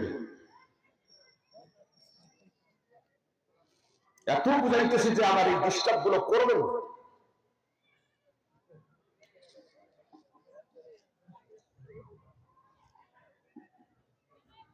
আপনারা কি রাগ করছেন আমার অভ্যাস আমি পারি না সাহাবীদের মন কেন খারাপ হয়েছে সাহাবীরা নিষ্পাপ তবে ক্ষমা প্রাপ্ত সুবহানাল্লাহ বলেন সাহাবীদের মন খারাপ রাসূল সাহাবীদের মনের অবস্থা দেখে মুখের অবস্থা দেখে মনের অবস্থা ধরে ফেলেছে আমার নবী রাখবে আমার সাহাবীরা মন খারাপ করো না শুধু নবী আর রাসূলরা বিনা হিসাবে জান্নাত যাবে না আমার আল্লাহ আমার কালিয়ে কালিয়ে বলেছেন হাবিব শুধু নবী আর রাসূলরা বিনা হিসাবে জান্নাত যাবে না আমি আল্লাহ আপনাকে ওয়াদা দিলাম নবী আর রাসূল না হওয়া সত্ত্বেও শুধু আপনি নবীর উম্মতে মুহাম্মদী হওয়ার কারণে আমি আল্লাহ আপনার সম্মানে আপনার উম্মতের ৭০,০০০ গুনাহগারকে বিনা হিসাবে জান্নাত দিয়ে দিব জোরে জোরে আল্লাহু আকবার। নবীও নয়, রাসূলও নয়, কোন নবীর উম্মত? বিশ্ব নবীর উম্মত।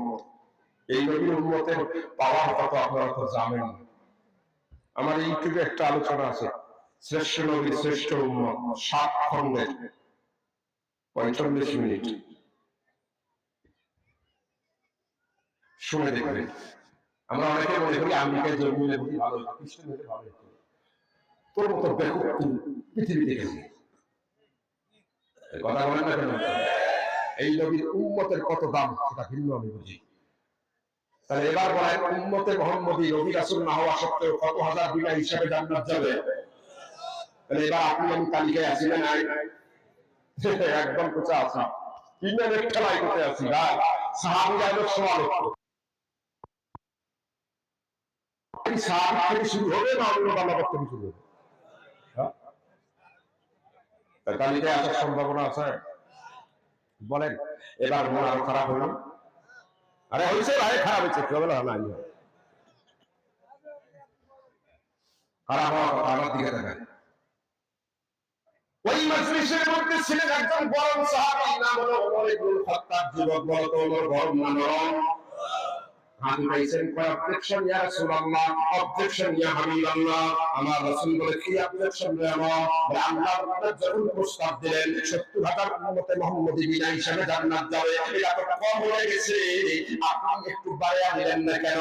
আমার আল্লাহর নবী তখন মুস্কি হাসলেন, ডাক দিয়ে কয়, বাবা তুমি আমার মনের কথাটা ধরতে পেরেছো। আসলে আল্লাহ যখন আমাকে ওই প্রস্তাব দিয়েছিলেন, আমি আল্লাহরে ডাক দিয়া বলেছিলাম, আল্লাহ এটা তো কম হয়ে যায়, একটু বাড়ায়া দেন। আমার আল্লাহ তখন কুদরতি আছে দিয়ে কয়, হাবিব আমি ইচ্ছা করে কম করে বলেছি যাতে আপনি সুপারিশ করে বাড়িয়ে আমার কথা বলেন। যেহেতু আপনি সুপারিশ করলেন, জান জান গো নবী, আমি আল্লাহ আপনাকে সাক্ষী রেখে ওয়াদা দিলাম, ওই যে 70,000 যখন উম্মতে মুহাম্মদী জান্নাত যাবে বিনা হিসাবে, যাওয়ার সময় ওই 70,000-এর প্রত্যেকেই আর 70,000 গুনাহগারকে টেনে টেনে বিনা হিসাবে জান্নাত নিয়ে যাবে।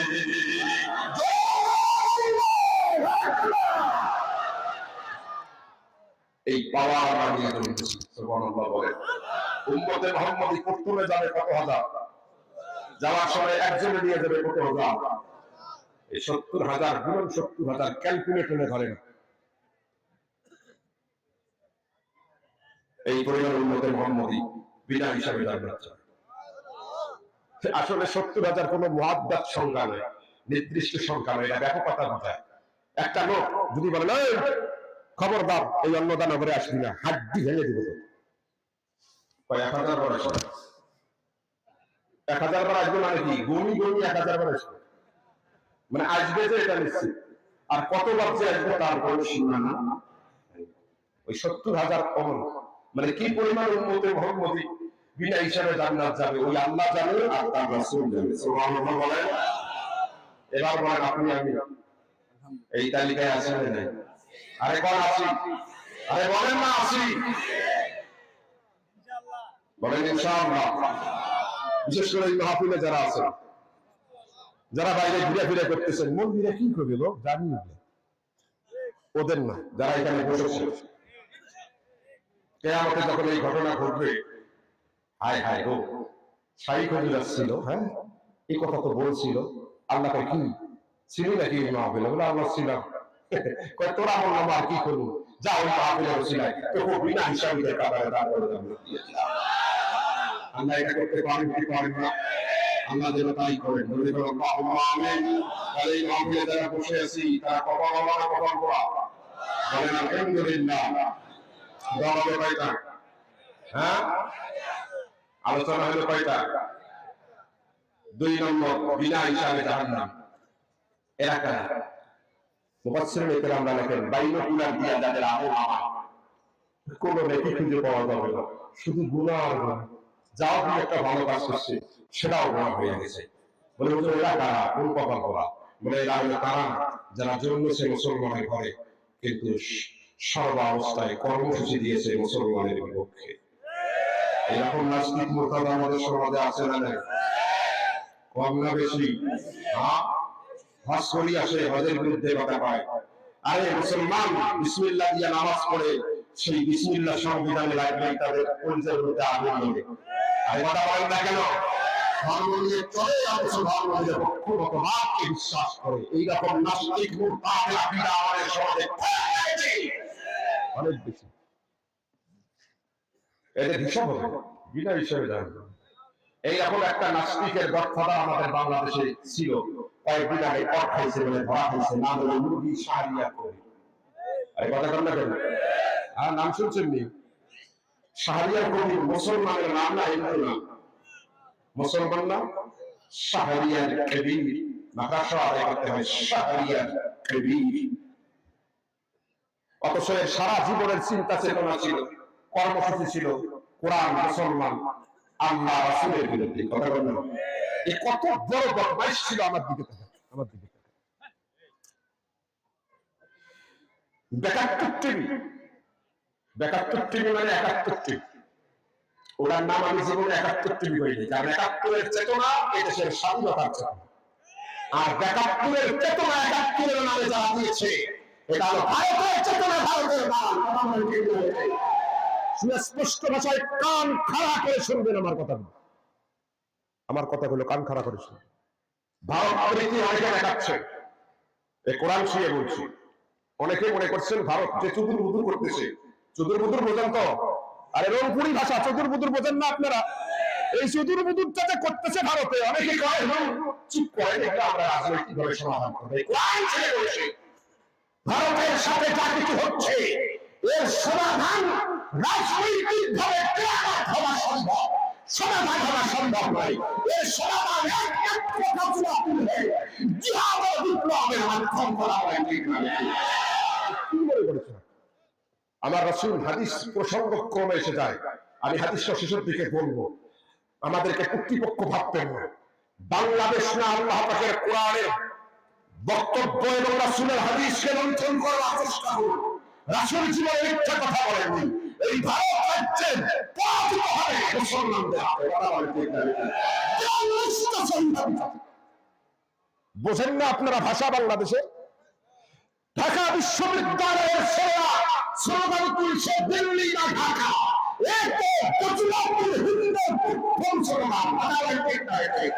বুঝতে পারেন না? খেলা বাকি আছে, অনেক খেলা বাকি আছে। আমার দিকে তাকান।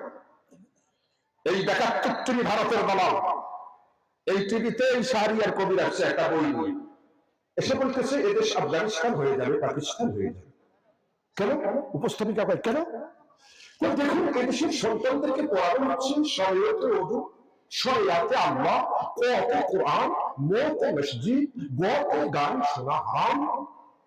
যে বাচ্চাদেরকে আল্লাহ, কোরআন, মসজিদ, গানের বিরুদ্ধে লেলিয়ে দেওয়া হয়, তার সাম্প্রদায়িক চেতনা, প্রতিক্রিয়াশীল চেতনা লালন করবে। এরা বড় হইয়া বোম ফুটাইয়া এই দেশটাকে পশ্চাৎপদ করে আফগানিস্তান আর পাকিস্তান বানাবে। নাউজুবিল্লাহ বলবেন না? ভাই আপনি যে দলেই করেন না কেন, বলেন তো যারা আল্লাহ, কোরআন, মসজিদ এগুলো মানে তারা কি দেশ বিরোধী? সবাইকে বলতে হবে তারা দেশ বিরোধী, তারা উন্নয়ন বিরোধী, তারা স্বাধীনতা বিরোধী। তাহলে রাষ্ট্র কি বলতে চায়? বরং আমি তো বলি, আজ থেকে ৪০ বছর আগে শিক্ষা কারিকুলামে এমন শিক্ষানীতি ছিল, মানুষ পড়লেই সত্যিকারে মানুষ হয়ে যেত। আর এই ফ্যাসিস্ট রেজিম বড় ষড়যন্ত্র করে শিক্ষা ক্যাডারের প্রত্যেকটি স্তরে ভারতীয় হুকুম পেশা নাস্তিকদেরকে বসিয়ে দিয়ে এদেশের মেরুদণ্ডের শিক্ষার মেরুদণ্ড হয়ে দিয়া দেশটাকে ভারতের তবেদার বানানোর ষড়যন্ত্র করেছে। কেমনে করছিল বানায়া বলবো না, আমি চাপার জোরে বক্তারা বাস্তবতা তুলে আনে। আজ থেকে ৪০ বছর আগে কি পড়ছি আর ওরা কি পড়াইছিল একটু বলবো। আমরা কি পড়ছি দেখেন। আমরা অক্ষর জ্ঞান শিখেছি, যেমন আমার আব্বা হুজুর আমাকে অক্ষর জ্ঞান শিখাইছেন। কিভাবে আমরা শিখেছি? শরীয়তে ওযু করো, নামাজ পড়ো, অলস হলে দুঃখ বড়, শরীয়তে আযান হলে জুমায় যায়, আল্লাহু ছাড়া মাবুদ নাই, ওকে ঔষধ খাও সুখ হলে, আল্লাহু শাফি কাফি বলে, ঝগড়ে ঝগড়া ফাসাদ বাড়াবাড়ি, ধ্বংস আগে তাড়াতাড়ি। নীতি বাক্যের মাধ্যমে অক্ষর জ্ঞান শিখছে। আমরা কবিতা কি শিখেছি না? সকালে উঠিয়া আমি মনে মনে বলি, সারাদিন আমি যেন ভালো হয়ে চলি, আদেশ করেন যাহা গুরুজনে, আমি যেন সেই কাজ করি ভালো হয়ে। আমরা কবিতা শিখেছিলাম, আমাদের ছোট গায়ে ছোট ছোট ঘর, থাকি সেথা মিলে মিশে নাহি কেহ পর, পাড়ার সকল ছেলে মোরা ভাই ভাই, একসাথে খেলিয়া পড়াশোনায় জীবন গড়ার কথা, মুরব্বীদেরকে সম্মান দেওয়ার কথা। আওয়ামী লীগ, বিএনপি, জাতীয় পার্টি, হিন্দু বৌদ্ধ সবাই মিলে ছোট ছোট ঘর মিলে মিশে থাকবার কথা। আর এই নাস্তিকেরা ডিজিটাল শিক্ষার নামে, আধুনিক শিক্ষার নামে, বিজ্ঞান ভিত্তিক শিক্ষার নামে স্মার্ট বাংলাদেশ গড়ার ফাও এরকম করে লোক দেখাইয়া ওই হুতুম পেশাদেরকে, নাস্তিকদেরকে দিল। ওরা শিক্ষা ব্যবস্থায় ওরা শিখলো কি জানেন ভাইজান?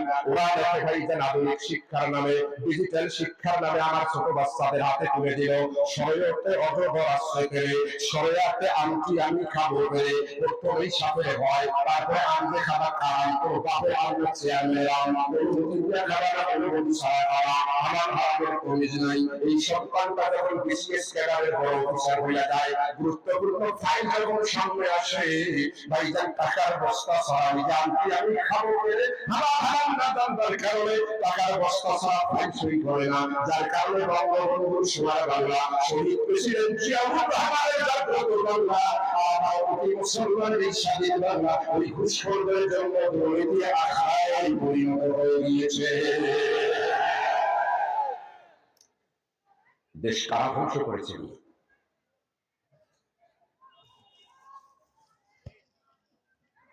কবিতা শিখায় আগাও নেই মাতাও না। কি কবিতা শিখায়? তারা মাঠে পড়ে নি, তাদের খারাপ বসি।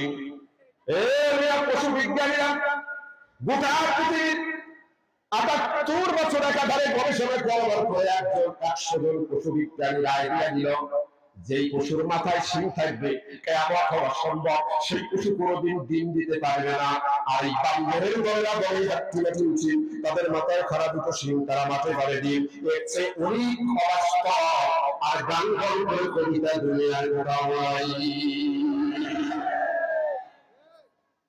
আবার কবিতা শিখায় বাংলাও না, আমাদের বাংলা ভাষার জন্য সালাম জব্বা রফিক কত মার খেলো, রক্ত দিল, আর এখন কবিতা শিখায়। কি কবিতা?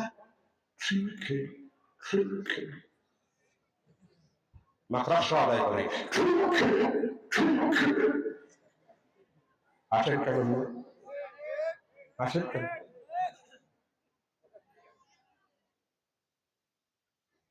আর এরাই ন্যারেটিভ ছড়াইয়া দিছিল যে মাদ্রাসায় জঙ্গি তৈরি হয়। কথা বলেন, মাদ্রাসায় কি জঙ্গি তৈরি হয়? এই যে মাদ্রাসা, এই মাদ্রাসায় জঙ্গি তৈরি হয়। আপনাদের দোয়ায় শুকরান করছি, আমি আলিয়া মাদ্রাসা করেছি, কওমি মাদ্রাসা করেছি, কারমাইকেল বিশ্ববিদ্যালয় কলেজ থেকে সারা বাংলাদেশে শ্রেষ্ঠ মার্ক পেয়েছি। এ পর্যন্ত আমার মার্ককে কেউ কাটতে পারে না ইসলামিক স্টাডিজ। আমি কলেজ ইউনিভার্সিটির পরিবেশে জানি, মাদ্রাসার পরিবেশে জানি। আলহামদুলিল্লাহ, কলেজ ইউনিভার্সিটিতে অনেক আল্লাহ রয়েছে, সুবহানাল্লাহ বলেন। কিন্তু আমি মাদ্রাসা পড়াকালীন সময়ে আমার এই গুনাহগারের চোখ দিয়ে জান্নাতি একটা দৃশ্য দেখেছি। আপনারা যদি চান আমি এই দৃশ্যটা আপনাদের সামনে একটু শেয়ার করতে চাই, করব? রাত ২টা, কয়টা? রাত ২টা। দাওরা হাদিসের ক্লাস শেষ হয়ে গেছে। আমি শাইখুল হাদিসকে তার রুমে রাখলাম, রেখে আমার রুমে এসে ঘুমাবো। প্রচন্ড শীত, প্রচন্ড শীত, এত কুয়াশা। ঘুমাতে গেলাম, ঘুম চোখে আসে না, মাঝে মাঝে এরকম হয় না। আমি উঠলাম, উঠে দাওরা হাদিসের বারান্দা দিয়ে হাঁটতেছি। দাওরা হাদিসের অপোজিটে হাফেজি ভবন, এই যে আপনাদের যে মাদ্রাসা হাফেজি, এইরকম একটা হাফেজি ভবন। দরজা খোলার শব্দ হলো, আমি সচকিত হয়ে গেলাম। কে দরজা খোলে? আমি অবাক বিস্ময়ে তাকিয়ে দেখি ৭ থেকে ৮ বছরের ছোট্ট একটা আল্লাহর গোলাম গভীর রাতে একা দরজা খুলে বের হয়েছে। প্রচন্ড শীত পড়ছে, কুয়াশা ভেদ করে হাঁটি হাঁটি পা পা করে আগাচ্ছে। আমি অবাক হলাম, একাই বের হল কেন? দেখি কি করে, প্রচন্ড কুয়াশাকে ভেদ করে আল্লাহর গোলাম হাঁটি হাঁটি পা পা করে গভীর রাতে মাদ্রাসার পুকুর ঘাটে যাইয়া তার জামার আস্তিন গোটাইয়া বরফের চোষ কঠিন ঠান্ডা ওই পানিগুলোকে উঠাইয়া আল্লাহর গোলাম অজু বানাচ্ছে, অজু বানাচ্ছে। এই দৃশ্য দেখে আমার চোখে পানি এসে গেল। মাদ্রাসার ফার্স্ট বয় হিসাবে তো এই কাজটা আমার করা উচিত। বাচ্চাটি গামছা নিয়ে যায়, থরথর করে কাঁপতেছে, জামার আঁচড় দিয়া মুখ মুছতেছে, হাত মুছতেছে, থরথর করে কাঁপতেছে। ভাবলাম হয়তো রুমে চলে যাবে, কিন্তু না, আল্লাহর গোলাম রুমের দিকে না যাইয়া হাঁটি হাঁটি পা পা করে মাদ্রাসার মসজিদের বারান্দায় উঠে গেছে। টাইলস করা বারান্দা, বলেন ঠান্ডায় কর্ম বেশি, অনেক বেশি ঠান্ডা। আরো জ্বালালে উস্তাদ টের পাবে, সহপাঠী টের পাবে, ঘুম খাও ভেঙে যাবে। এই জন্য আল্লাহর গোলাম বাতি না জ্বালায়া দিয়া চতুর্দিকের বাতির আলোর আদারিতে আল্লাহর গোলাম গভীর রাতে আল্লাহু আকবার বলে 2 রাকাত তাহাজ্জুদের জন্য আল্লাহর হুজুরে দাঁড়িয়ে গেল। অন্যদার বলেন ভাইরা, আল্লাহর ইজ্জতের কসম করে বলি, আমি অবাক হয়ে শুনে তাইয়া দেখছি, হায় হায়, আল্লাহর এই ছোট্ট গোলামটি এত রাতে তাহাজ্জুদে দাঁড়ালো। আমি আরো দেখলাম 1 রাকাত শেষ হইয়া গেছে, 2য় রাকাতের শেষ সিজদা প্রায় 10 মিনিট হইয়া যায়। আল্লাহর গোলাম সিজদা থেকে মাথা উঠায় না। এত প্রচন্ড শীত, আল্লাহর গোলাম কেমনি 10 মিনিট সিজদার মধ্যে থাকলো। আবার ভয় লেগে গেল, হায় হায়, এতক্ষণ তো মাথা শীতের মধ্যে সিজদা দেওয়া সম্ভব না। কোন অঘটন ঘটলো নাকি? কিউরিসিটিকে মিটাবার জন্য আস্তে করে আমি দাওরা হাদিসের বারান্দা থেকে নামলাম। নামে হাঁটি হাঁটি পা পা করে মসজিদের বারান্দায় যেই না গেছি, আমার কানের মধ্যে রাতের নিস্তব্ধতা ভেঙে আওয়াজ এসেছে। আমি শুনতে পেলাম আল্লাহর ছোট্ট গোলামটি 2 চোখের পানি ছেড়ে দিয়া আল্লাহর কুদরতি পায়ে সিজদায় পড়ে কান্দে আর আল্লাহ, আমার আব্বা আমার হাফেজ বানানোর জন্য মাদ্রাসায় পাঠাইছে।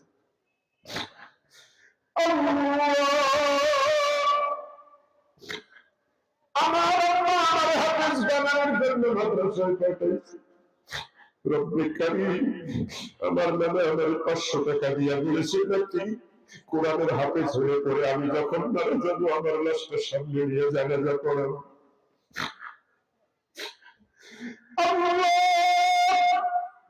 আমার আব্বা চায় হাতে যে কোরআন হয়ে যায়, আমার আম্মা চায় হাতে যে কোরআন হয়ে যায়, আমার নানা চায় হাতে যে কোরআন হইয়া আল্লাহ তাআলার সামনে নিয়ে জানাজা পড়াই।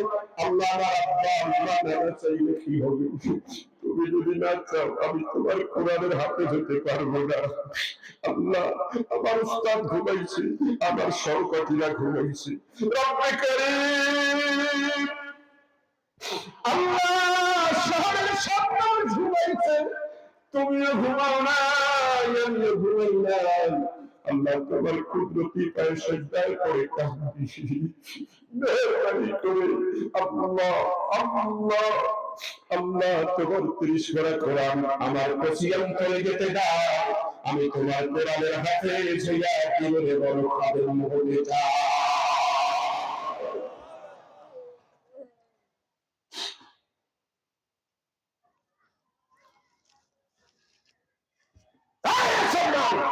মাদ্রাসায় রাত 12টার পরে দৃশ্য চিত্রায়িত হয়, জান্নাতি দৃশ্য।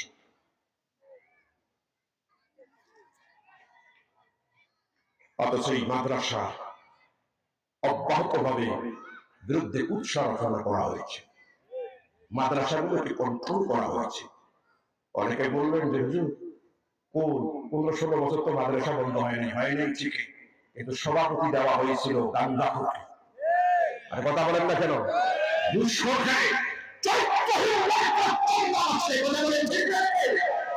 মাদ্রাসা তার নিজস্ব ন্যারেটিভ প্রচার করতে পারে। অতএব শিক্ষা ব্যবস্থায় যে নাস্তিকের বীজ বোনা হয়েছে, আল্লাহ যদি আমাদেরকে সুযোগ দেয়, শিক্ষা ব্যবস্থা যারা দেশের স্বাধীনতা সার্বভৌমত্বের প্রতীক ইসলাম, মনে রাখবেন ভৌগোলিক দৃষ্টিকোণ থেকে এদেশের স্বাধীনতা এবং সার্বভৌমত্বের মূল প্রতীক হয়ে ইসলাম। কারণ আমাদের পার্শ্ববর্তী রাষ্ট্র ভারত, হিন্দুস্তান তারা পত্রিকায় বিশ্বাসী, আর আমরা একত্রে বিশ্বাসী। স্বাধীনতা এবং সার্বভৌমত্বের মূল রক্ষা হবে ইসলামপন্থী। এখন আমরা ঠিক না, সচেতন হয়ে যান। এইবার সচেতন না হলে মহা দুঃখ আছে।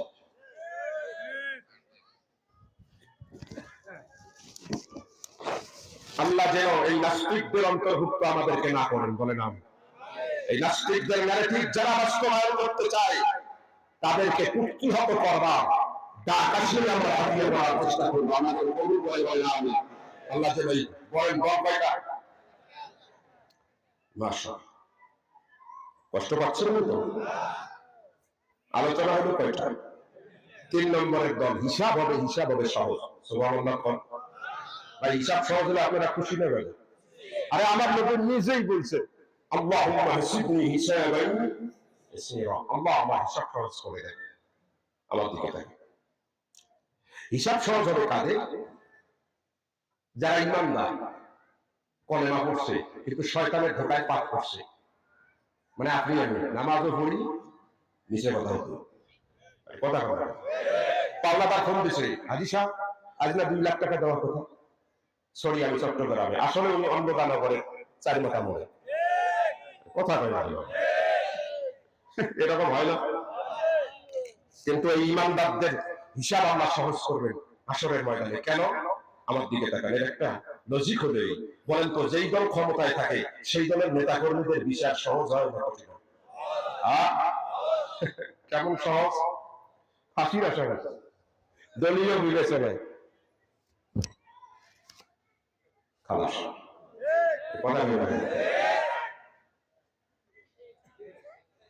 কুখ্যাত সাবেক সেনাপ্রধান জেনারেল আজিজের ভাই জোসেফ ফাঁসির দণ্ড প্রাপ্ত ছিল, দলীয় বিবেচনায় খালাস।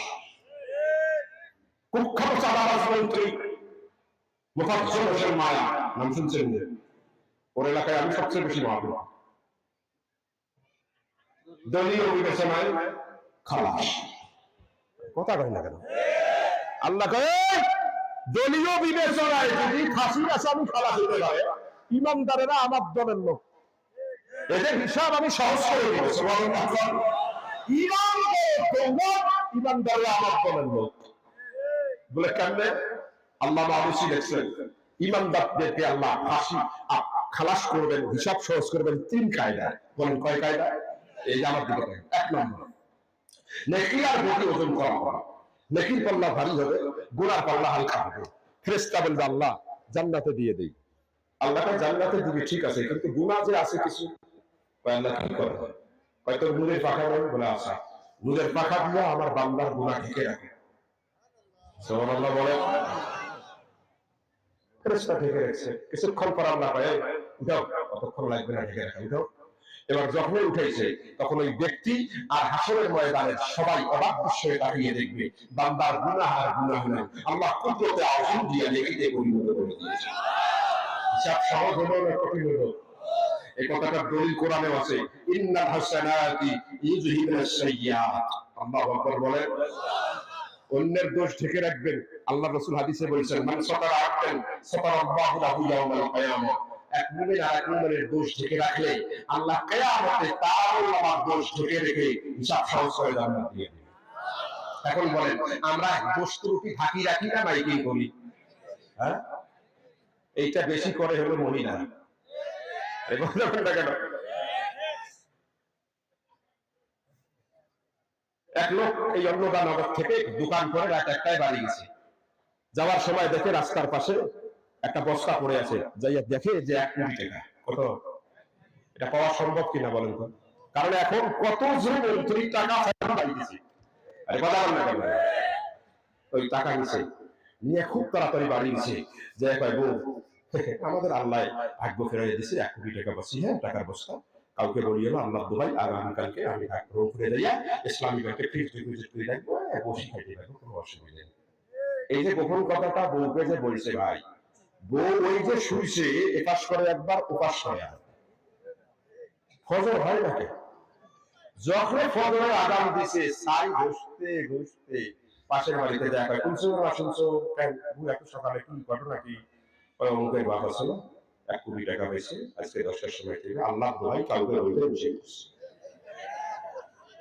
ভাই গোপন আছে না, নারী জাতি এই জাতি কথা বল না কেন, এটা আপনার আমার বউ সবার, আমার নবীর বউ, বিশ্বাস করে সূরা তাহরিম, আমার দিকে তাকান, আমার নবী আয়েশাকে একটু আদর করছে, করিয়া কয় শোনো বউ, এই গোপন কথাটা আমার অন্য বউদেরকে বলিও না, আমি বলবো আমার সতী বলার দরকার আছে, কোন কি করতে চাই। আরে ভাই আমার নবী সব বিশ্বাসে গোপন কথাটা বলছে, ফজর শেষ, সব বউকে দেয় কথা কম না কেন, এই জন্য সূরা তাহরিম নাযিল হয়েছে। নবীর বউয়ের যদি এই অবস্থা, এটা আমরা আমার আম্মা জানদেরকে বলি, মা গো এটা করবেন না, একটু গোপন করে রাখিয়ে মারা যাবেন তো, আপনাদের গুনাহ গোপন করে হিসাব সহজে আল্লাহ জান্নাত দিয়ে দিবে। এটা গেল 1 নম্বরের পদ্ধতি। 2 নম্বরের পদ্ধতি, নেকি আর গতি সমান সমান হবে। নেকিও যত, গুনাহও ফেরেশতাকে আল্লাহ জান্নাত জাহান্নামের মাঝে দিই, আল্লাহ কয় তুমি বিচার করো, আমি বিচার করব, সুবহানাল্লাহ কয় না, না আপনি বিচার, এই তুমি সিদ্ধান্ত নেওয়ার কে, এরা আমার দলের লোক, ইমানদার, হিসাব সহজ করা লাগবে। ফেরেশতা কয় আল্লাহ কেমনে, আল্লাহ কয় আচ্ছা দেখো তো, আমার এই বান্দা ওযু করছে মনে করছে, আচ্ছা আমার এই বান্দা ফরজ গোসল করছে মনে করছে, আমার বান্দা তায়াম্মুম করছে মনে করছে, আমার বান্দা এরকম ইস্তিনজা করবার জন্য ঢিলা কুলু টিস্যু পেপার ব্যবহার করছে মনে করছে, ওই সারা জীবনের ওযুর পানি, ফরজ গোসলের পানি, তায়াম্মুমের মাটি, ঢিলা কুলু ইস্তিনজা করবার এই টিস্যু পেপার, এগুলোকে সবগুলো নেকির পাল্লায় দাও, নেকির পাল্লায় দিবে, নেকির পাল্লা ভারী হবে, হিসাব সহজ হবে, জান্নাত চলে যাবে।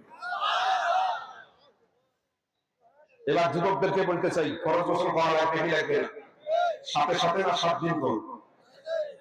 এখন যদি যুবকদেরকে দাঁড় করাই, বল গোসলের ফরজ কয়টা, বলবে যে কোনো ব্যাপার না, 3টা, লঙ্গি গামছা আল্লাহ সারা। হাসেন কেন ভাই, স্ট্যান্ডের যুবক, স্ট্যান্ডের প্রতিষ্ঠানে দাঁড়ায় পোশাক করিস, ঢিলা করে একটি শিটাও বেশ নেই।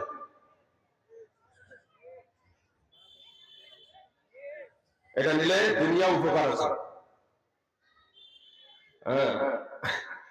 আগের আমাদের দাদাদের সওয়াল ছিল 10টা 12টা করে, আর এখন যদি কোনো ছোট বাচ্চাকে জিজ্ঞেস করি তোমরা কয় ভাই বোন, হুজুর বলেন কি, আমি হই না আবার আমার ভাই বোন। আরে কথা বলেন না কেন, কেন ভাই, আমার দাদারা ইস্তিনজা করবার সময় এরকম ঢিলাখুলি ব্যবহার করতেন, এই জন্য যৌবনের মেশিনের পাওয়ার ছিল না। আরে কথা বলেন না কেন, আর এরা স্মার্টনেস দেখায়,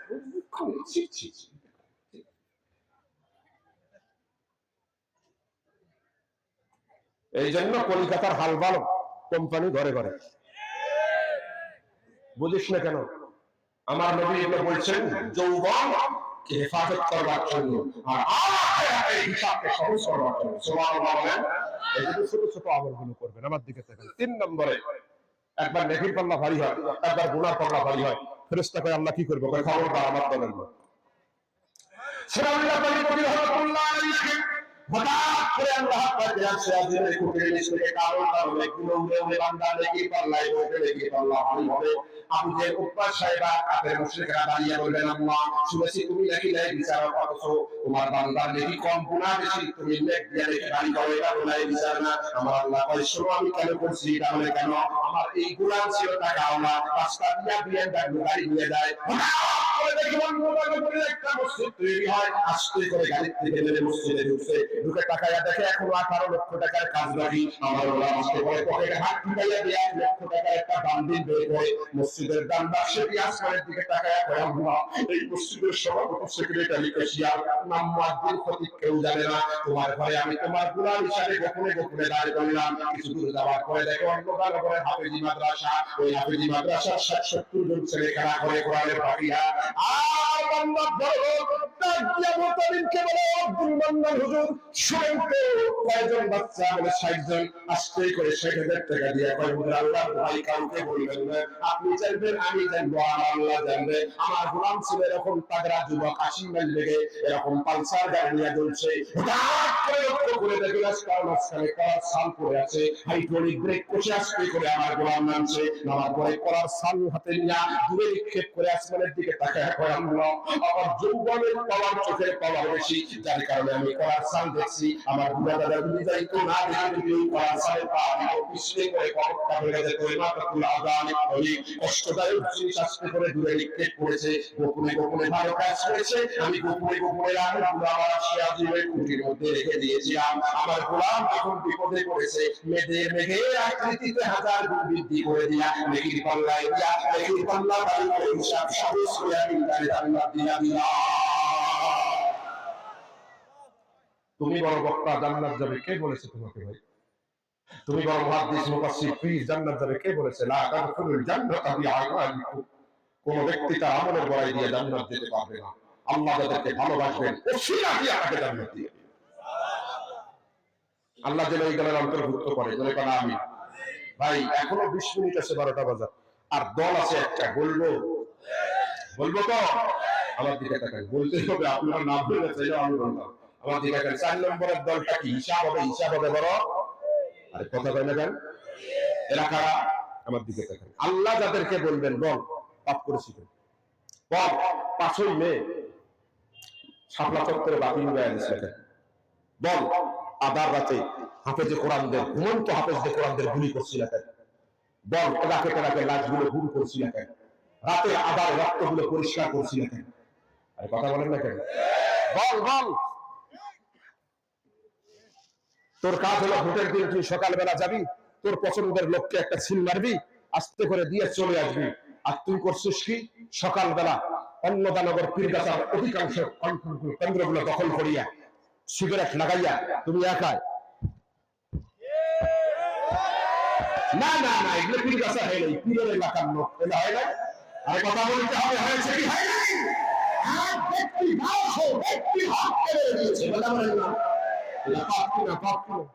আল্লাহ ধরবে।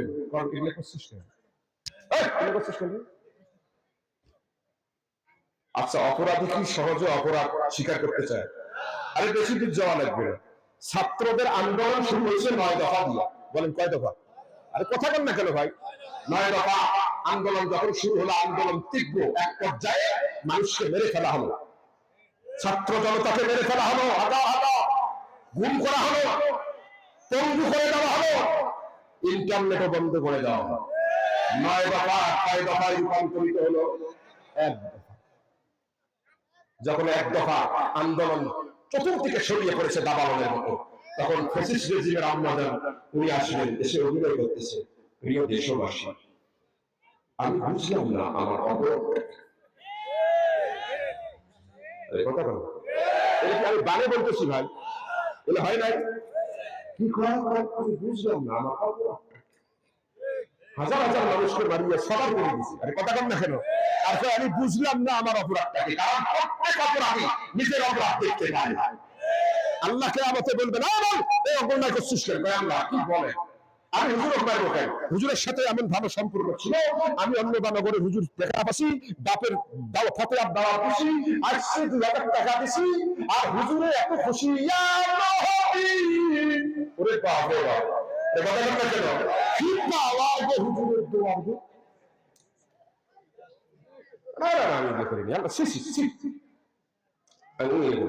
আল্লাহ কয় অপরাধ করছে কেন? বান্দায় কয় করে। সেই দিন আল্লাহ কি করবেন?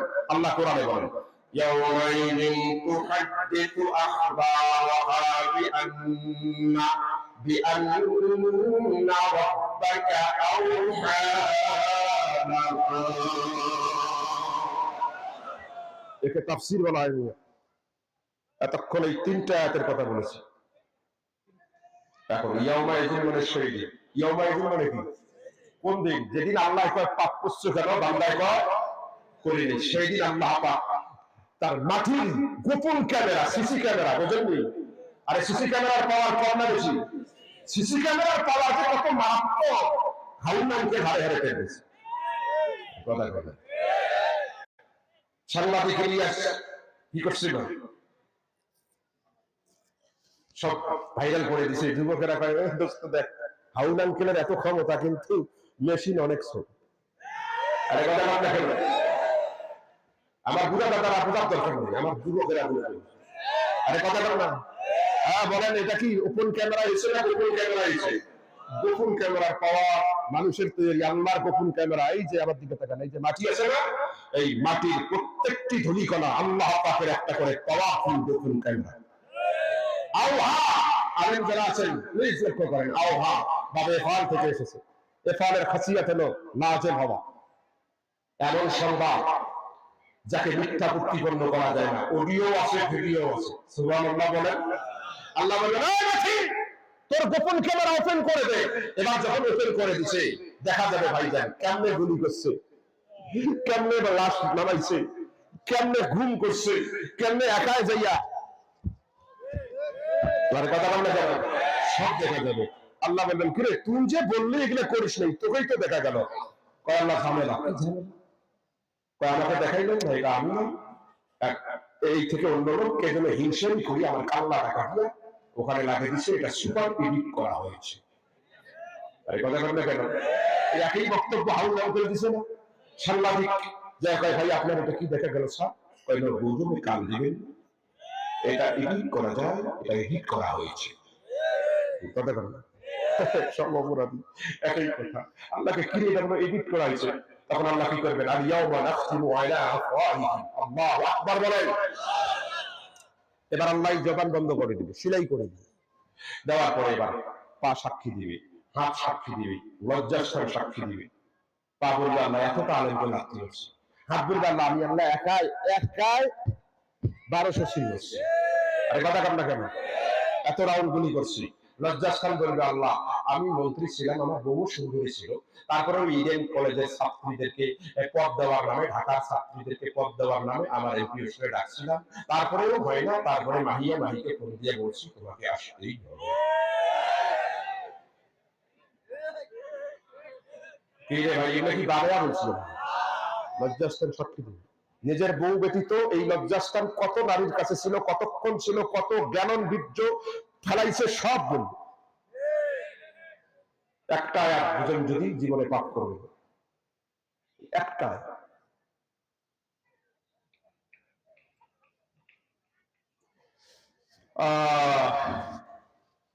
আল্লাহ এবার জবান খুলে দিয়ে কয়, তুই যে বললি, এখন তো তোর হাতে কয়, তোর পায়ে কয়, তোর লজ্জাস্থানে কয়, তোর চোখ কয়, তোর কান কয়। কয় আল্লাহ আমি করতে চাইব, দুইবার বেশি আমি করি নাই, এবার কি কয়? তাহলে আগের স্টেজে আছে না, একটু বেশি লাগছে। আল্লাহ কয় তার মানে কি? কয় আমাকে অমুকে তমুকে সমুখে এটা করাইছে। এই অমুক তমুক সমুখকে এটা যদি বলতে যাই 2.5 ঘন্টা কথা, শুধু একটা কথা বলি, মানুষকে পথভ্রষ্ট করে 10 প্রকার, অমুক তমুক সমুখ। কয় প্রকার? 1 নম্বরে পথভ্রষ্ট করে বন্ধু। 1 নম্বরে পথভ্রষ্ট করে কি? এই যুবক হুঁশিয়ার হয়ে যা, তোর বন্ধুই তোকে তাহাজ্জুদ গুজার বানাতে পারে, তোর বন্ধুই তোকে বিভিন্ন লিঙ্ক দিয়া তোকে জেনাকার বানাতে পারে।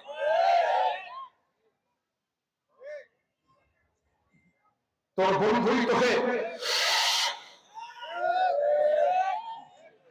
খালি সিগারেট না, ভিতরে আবার কিছু ঢুকে।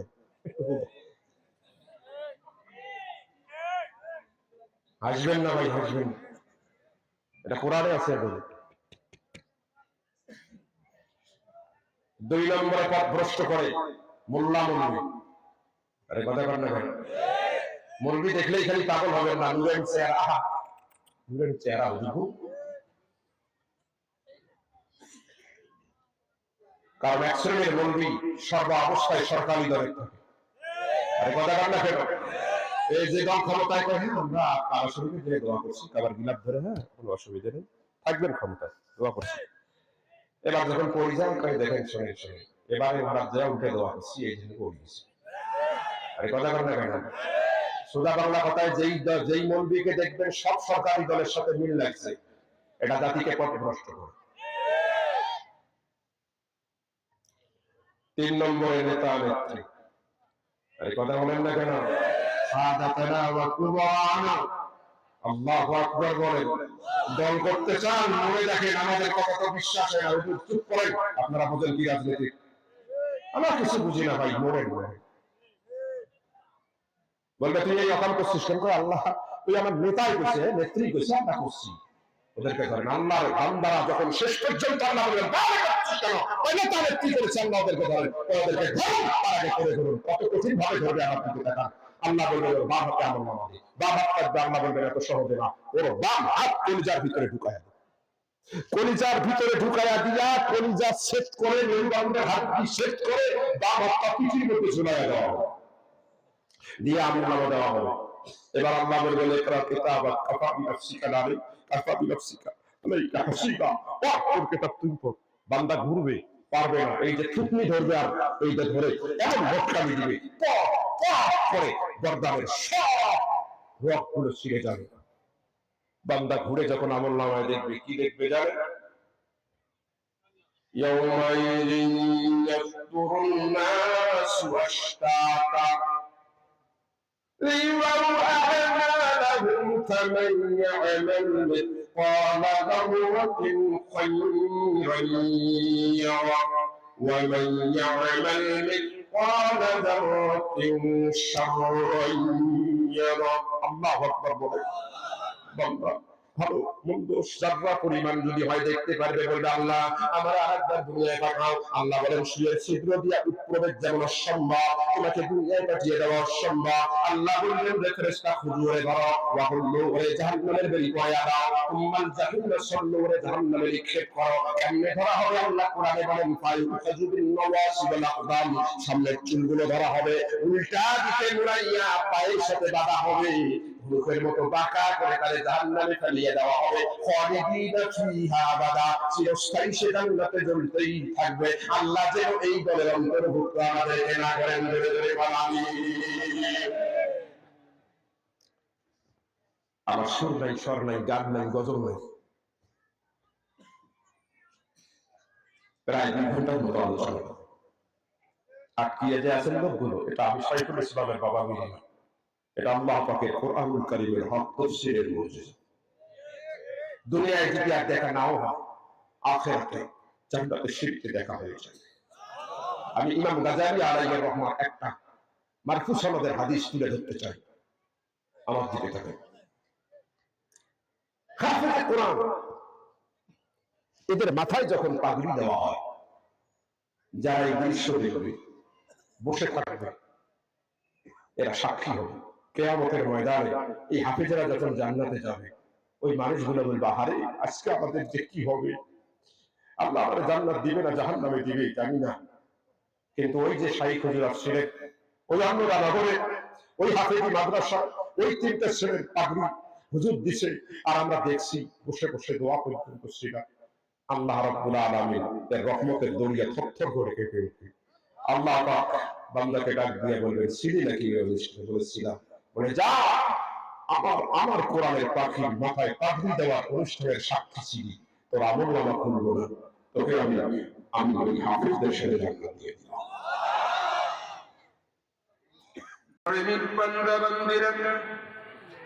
দীর্ঘক্ষণ ধরে তোমার কোরআনুল কারীমের সুদা পান করেছি, ইনফাক ফি সাবিলিল্লাহ আমল করেছি। আল্লাহ মাশরুম দোয়া কালাম ইস্তিগফার করেছি। পরিশেষে গুনার বোঝা মাথায় নিয়ে গভীর রজনীতে আল্লাহ তোমার দরবারে হাত দুখানা গরীব আর মিসকিনের মতো পেতে দিয়েছি। আল্লাহ মেহেরবানি করে আমাদের জীবনের সমস্ত গুনাহগুলোকে মাফ করে দাও। আল্লাহ আমরা যারা আমিন আমিন বললাম, আমাদের কারো বাপ নাই, কারো বাপ মা নাই, কারো বাপ মা উপায় নাই, চিরজনমের মতো এতিম করে কবরে শুয়ে আছে। আল্লাহ যাদের আব্বা আম্মা কবরে, মেহেরবানি করে তাদের কবরগুলো জান্নাতের টুকরা বানায়া দাও। আল্লাহ যাদের আব্বা আম্মা জীবিত আছে, হায়াতে তৈয়বা সিহহাতে কুল্লিয়া দিয়া দাও। হায় আল্লাহ, এই মাহফিলে অনেক ভাই, অনেক বাবাজির হাত উঠাইছেন, অনেকের রোগাক্রান্ত। আল্লাহ যারা রোগে সুখে আছে, রোগগুলো শিফায়ে কামিলা আজিলা দিয়া দাও। যারা ঋণগ্রস্ত আছে, ঋণ পরিশোধ করার তৌফিক দিয়ে দাও। আল্লাহ যারা মামলা মুকদ্দমার মিথ্যা পেরেশানিতে আছে, রেহাই ও নাজাত দিয়ে দাও। রব্বে কারীম, এই মাহফিলের যারা আয়োজন করেছেন, টাকা দিয়েছেন, পয়সা দিয়েছেন, মেহনত দিয়েছেন, শ্রম দিয়েছেন, আল্লাহ এগুলোকে তাদের জন্য নাজাতের ওসিলা হিসাবে কবুল আর মঞ্জুর করে নাও। প্রতি বছরের চেয়ে ভালো আয়োজনে কোরআনুল কারীমের হক তাফসীর কিয়ামত পর্যন্ত যাতে এলাকায় চলতে পারে, দলমত নির্বিশেষে সবাইকে আয়োজন করবার তৌফিক দিয়ে দাও। হায় আল্লাহ, আল্লাহ আমি মুসাফির, গুনাহগার হলেও তো মুসাফির। হায় আল্লাহ, কোরআনুল কারীমের নগণ্য একজন আল্লাহ গোলাম খাদেম। আল্লাহ আমি জানি, আমি বিশ্বাস করি, এই মজলিসের ভিতরে সবচেয়ে গুনাহগার পাপাচার আমি হলাম, সবচেয়ে বড় গুনাহগার। তো আমার একদিন আর বিশ্বাস, আল্লাহ এই মজলিসে তোমার কোন না কোন একজন প্রিয় তোমার ওলি এখানে আছে। আল্লাহ যার হাত তোমার পছন্দ হয়, তার হাতে রসিলায় আজকের দোয়া তুমি কবুল আর মঞ্জুর করে নাও। আল্লাহ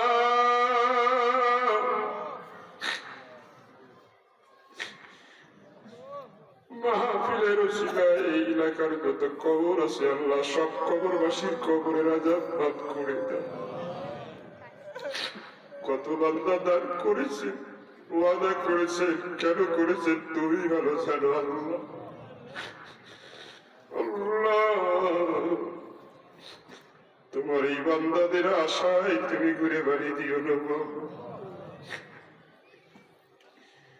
আল্লাহ ঘুমাইলে আজে বাজে স্বপ্ন দেখি, আল্লাহ জীবনে এমন একটা ঘুম দাও, এমন একটা স্বপ্ন দাও, যেই স্বপ্নে তোমার নবীর জান্নাতি নুরানি চেহারাটা একটা মিনিটের জন্য হলেও আমরা দেখতে পারি।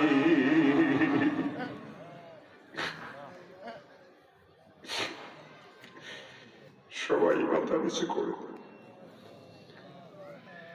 সবাই মাথা নিচু করে দেন। মনের যত আরজি, মনের যত অভিযোগ, অনুযোগ, চাওয়া পাওয়া সব আল্লাহরে বলে। কবুল কর, কবুল কর ইয়া রব। মুহাম্মদ মুস্তাফা के वास्ते सय्यदुल कौनाइन शाहे अंबिया के वास्ते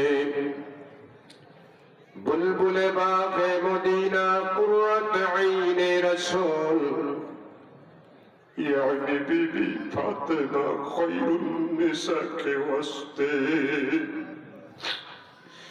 कदर कुदरत दुनिया सिखाया कभी मुर्दारा तू जाने बख्शे जिंदारा तू जाको तू खुदा जलीलुल्लाह जहाना बाहरे हाले तू हमारा निगाहवा। আল্লাহ আজকের মাহফিলের প্রধান অতিথি, বিশেষ অতিথিবৃন্দ, সভাপতি মহোদয় সহ যারা এই মাহফিলকে সাফল্যমণ্ডিত করবার জন্য অনুঘটকের কাজ করলেন, আল্লাহ কিয়ামতের ময়দানে প্রত্যেককেই তোমার কোরআনের পক্ষের মানুষ হিসাবে উঠাইয়া দিও। দুনিয়ায় যদি আর আমাদের দেখা নাও হয়, আখিরাতে জান্নাতের সিঁড়িতে আমাদের দেখা করে দিও। আল্লাহ গো, মা বোনেরা অনেক এসেছেন, আয়েশা, রহিমা, ফাতেমার মতো জান্নাতি বানিয়ে দিও। আয় আল্লাহ, এই অন্নদান করে অনেক ব্যবসায়ী ভাইরা অনেক সহযোগিতা করেছে, প্রবাসীরা সহযোগিতা করেছেন। আল্লাহ সবার কামাই রোজগারে বরকত দিয়ে দাও। আয় আল্লাহ তাআলা আমাকে দাওয়াত দিয়েছিলেন হাফেজ শফিউল আজম, আমার অত্যন্ত স্নেহের, এত আদব তার ভিতরে। আল্লাহ রাগ খুলে দোয়া করি, আল্লাহ তাকে দেশ বরণ্য আলেম বানিয়ে দেন। আল্লাহ এই এলাকার এই কৃতি সন্তান শরীফুল ইসলাম শরীফকে কবুল আর মঞ্জুর করেন, গবেষণালব্ধ আলোচনা করবার তৌফিক দিয়ে দেন। আয় আল্লাহ রব্বে কারীম, তিনটা ছেলের মাথায় পাগড়ি দাও, আল্লাহ এদেরকে আলেমে হক্কানি রব্বানি বানায়া দেন। سبحان ربك رب العزة عما يصفون وسلام على المرسلين والحمد لله رب العالمين واجعل آخر كلامنا عند الموت لا إله إلا الله محمد رسول الله. السلام عليكم ورحمة الله وبركاته.